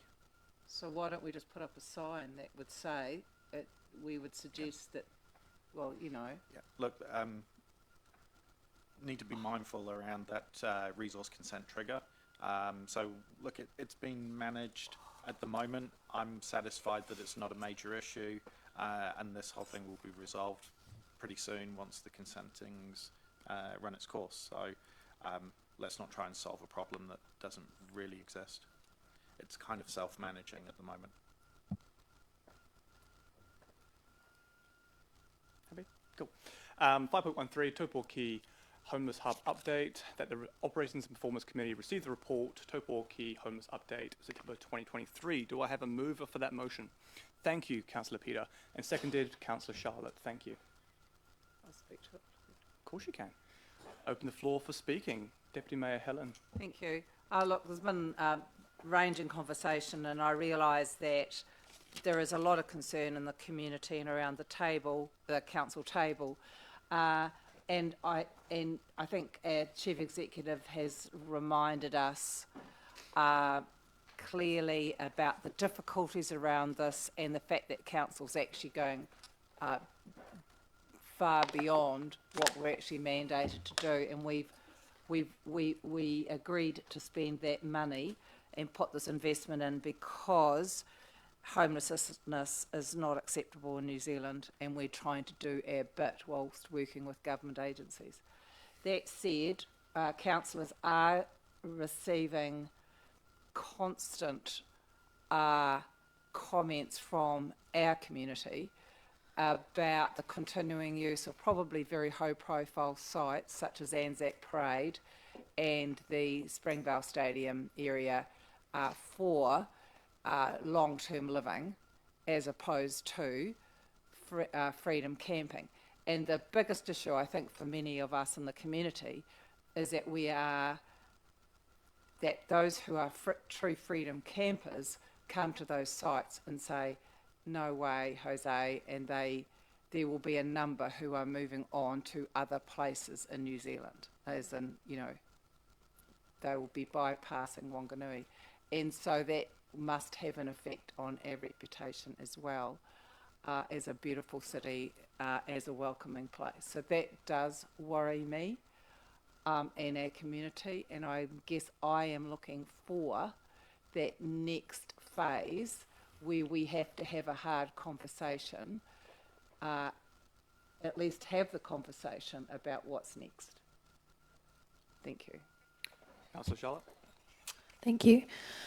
I took a lot of what Councillor Helen has said, and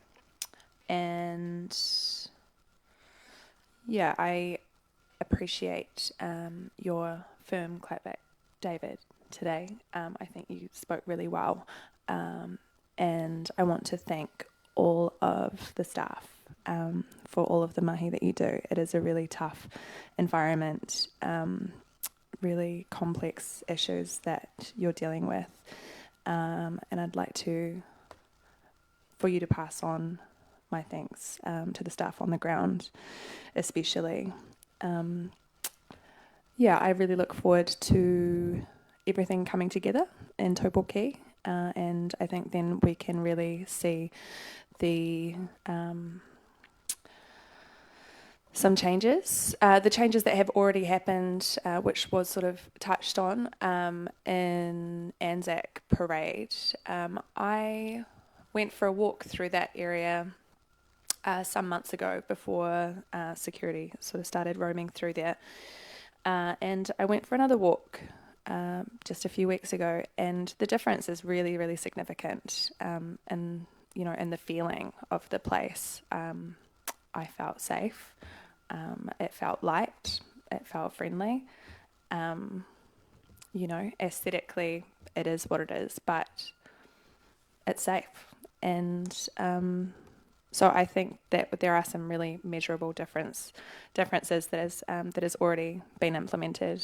And I think that we are doing what we can with a really difficult situation that's not getting any better nationally, locally, globally.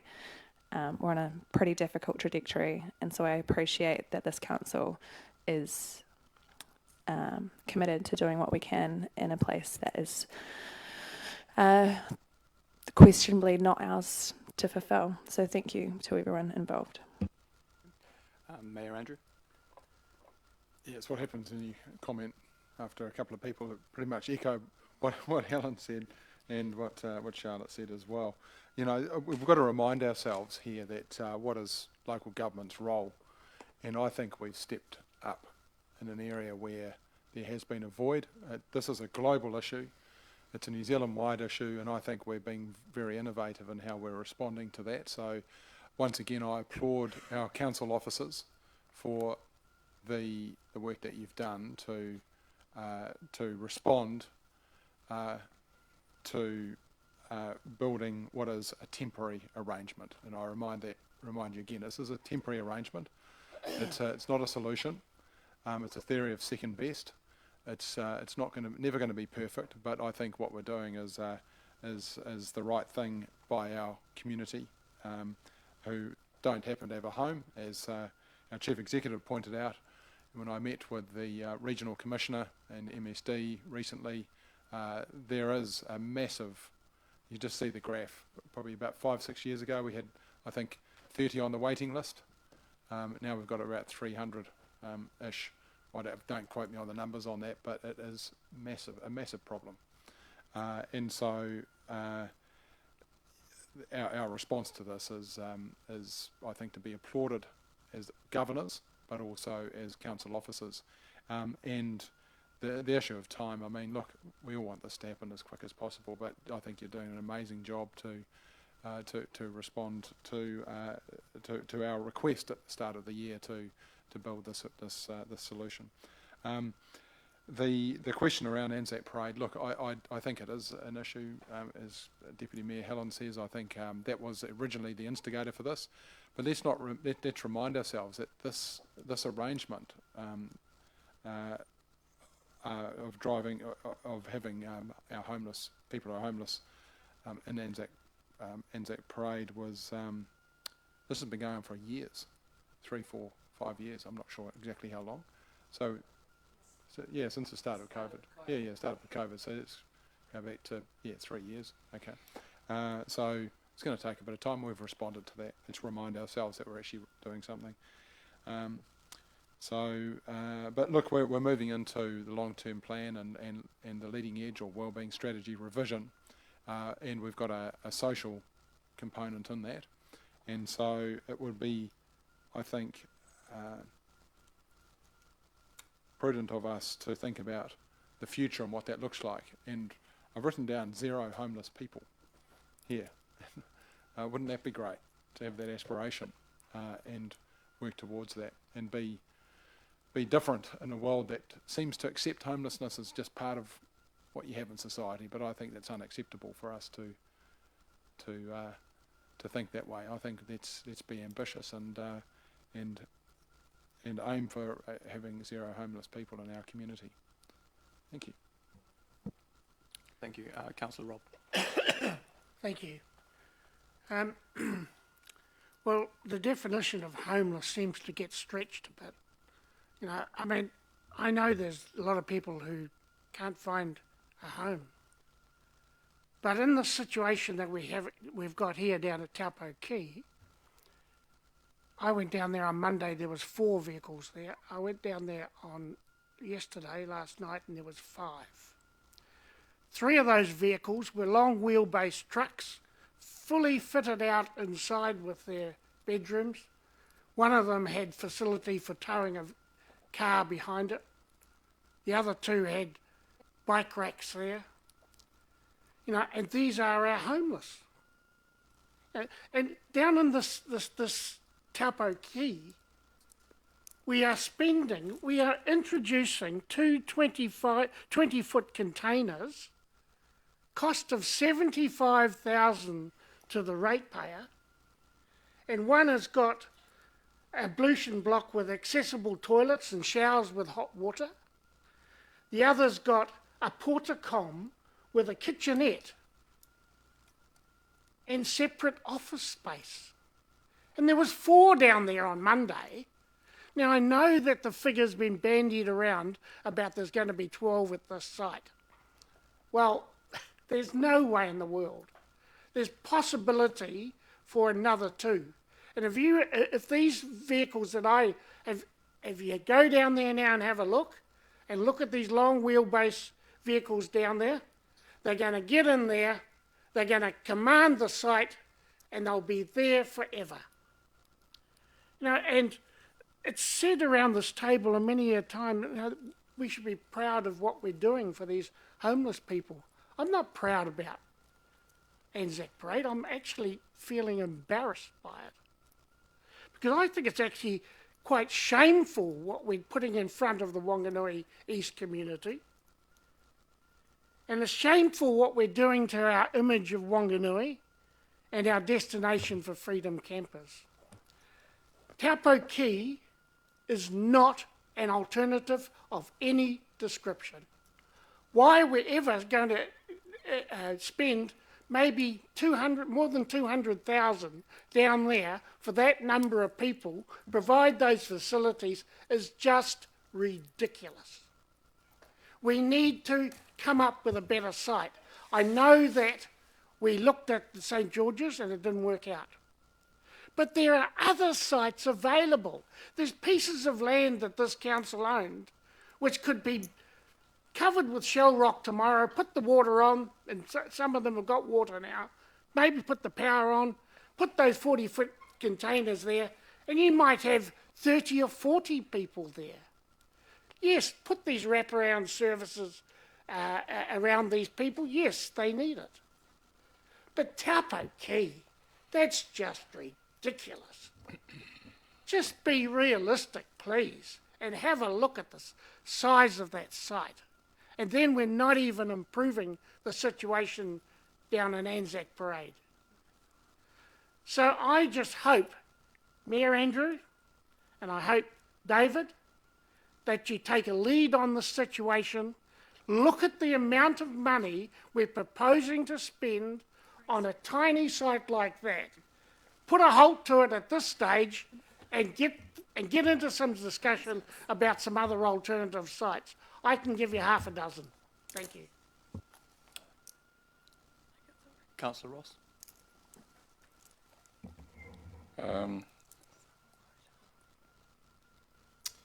Initially, it was about antisocial behaviour by some people who happened to be homeless.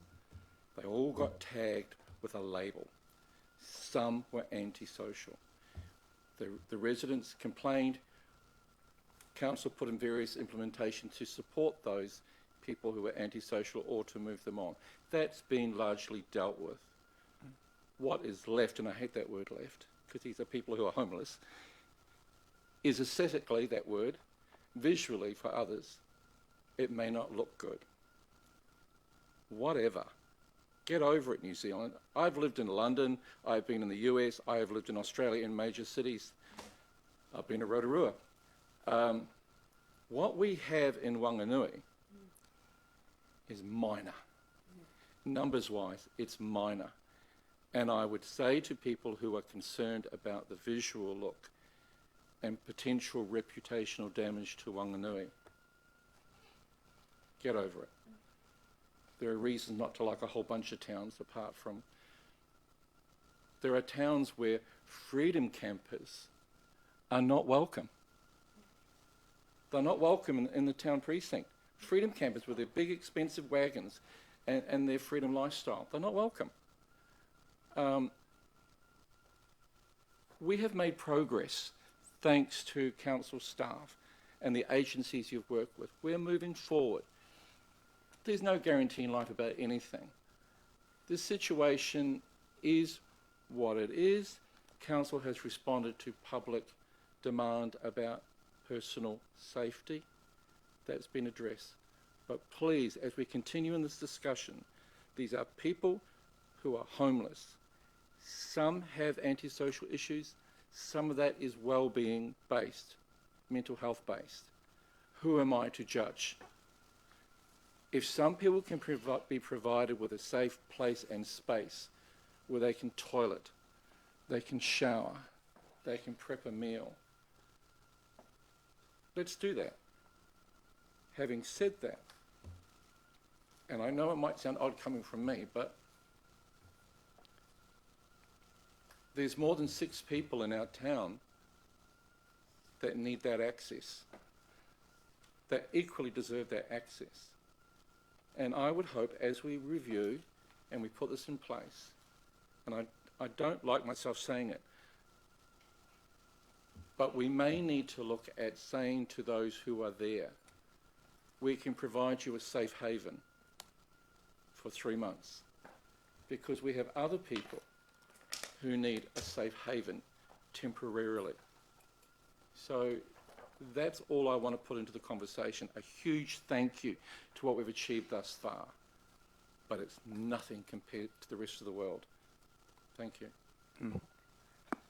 Thank you for that. Living situations where people with no other options to acquire safe and secure. Oh, I'll go last, yes. Councillor Glenda. Thank you. I'd just like to respond to Councillor Vincent's comments. We did not... Glenda, if you could not use, Councillor Glenda, if you could not use people's names. But with my councillor across the Thank table. Sorry, apologies. We did not create that situation in Whanganui East, full stop. We didn't foresee 350 homeless people that were homeless or families that were homeless. That is a situation that we're having to be dealing with. And part of the reason why we're dealing with it is because central government have not stepped up to the mark and to their responsibilities, and we are. Taupo Quay is not the answer, but it is a temporary solution. We've known that for months, but we keep coming back with these comments that Taupo Quay is not working and it is not suitable. It is not the answer. We all agree with that, but it is a temporary solution while a permanent solution is found. Antisocial behaviour has improved at the Anzac Parade, which is fantastic, and big thanks to the staff and the associated contractors that are looking after that. We don't have the legal power to remove anyone. We can only encourage, and that is happening with what is being set up at Taupo Quay, the temporary solution.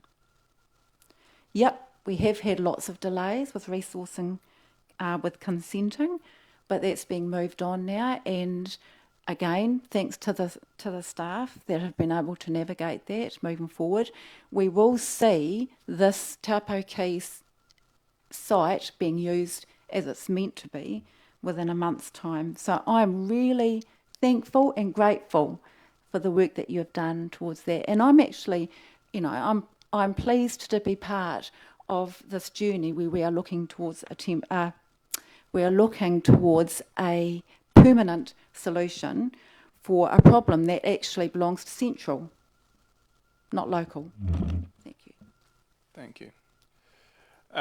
Definition of homelessness: living situations where people with no other options to acquire safe and secure housing are without shelter, in temporary accommodation, sharing accommodation with a household, or living in uninhabitable housing. 80% of those people are in transitional homelessness, 15% are in episodical homelessness, and 5% are chronically homeless. If you all remember when we sat down as a group and Mayor Andrew, drew that lovely diagram from start to finish, this is stage 1. It is accessing chronically homeless as a fail-safe to ensure that people are not in random locations, that we can somehow move them to areas where they're safe and secure. They're still homeless by definition. We are mitigating the issues that originally come at it. Now, I'll tell you a story. A 62-year-old woman messaged me 4 weeks ago that her rent had increased so substantially that she has to move with her her adult son who has mental health issues. MSD couldn't help.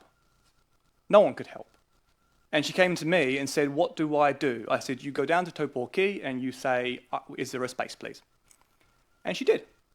And then she was confused on the rules, hence my question earlier on, because she thought, well, having a mental health son, that she wasn't allowed to stay there. And because she has a son, she can't go to women's refuge. She will not be there long. She will find a place. But we have just saved that family from literally being in a random car by themselves for 4 or 5 weeks and possibly having harm done to them or other people around them. So I am very thankful for the team for doing that. Did it take longer than we expected? I think we all agree with that. What I also want to raise as chair is these reports come to us about a specific thing. And I understand the questions we're getting from the public. I do. I get them as well. And we are conflating the report with the general problem that's going on. And I get we want to bring that information in. I do. However, we have to remember that there were some really nice things raised there, like Taupo coming with food parcels. Like, I want people to remember that. That's awesome. I want to remember the fact that we're almost complete the stage 1. I want Mayor Andrew to actually put in the paper soon what the entire stages are, to showcase that this is not just a once-off thing we're doing.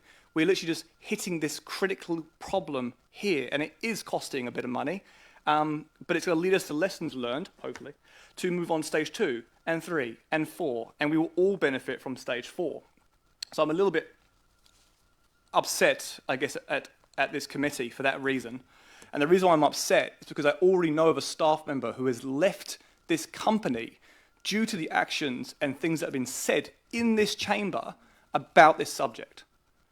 And it's because, I get it, we are all sitting here, everyone, and we have multiple workshops, and we talk about multiple things, but the public only hear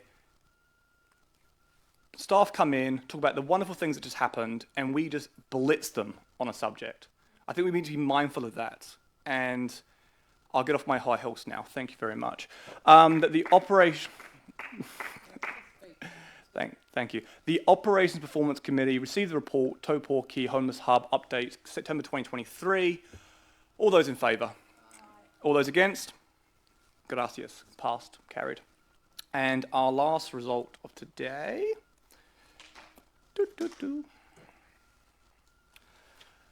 5.14, Operations Performance Committee Work Programme, August 2023. Please welcome Christy Pallison and Lance Kennedy. No, just Lance Kennedy. Sorry? Kia ora, everyone.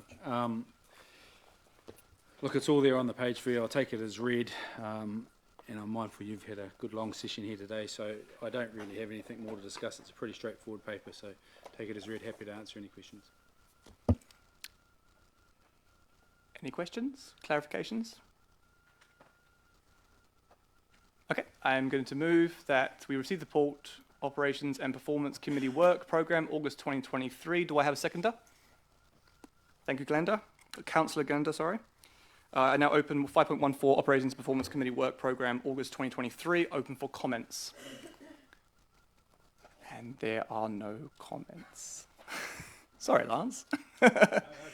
All those in favour? Aye, those against?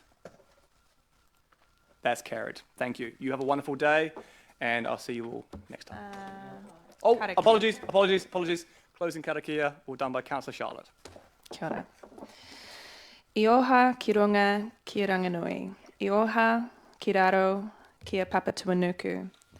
Waka tairanga ki te kupu, te kōrero, te mahi. Ki te pō o te wari, he taonga, he mahi, a muri. Ka puta ki te wai au, ki te au marama. Homie, huie, taikia. Thank you.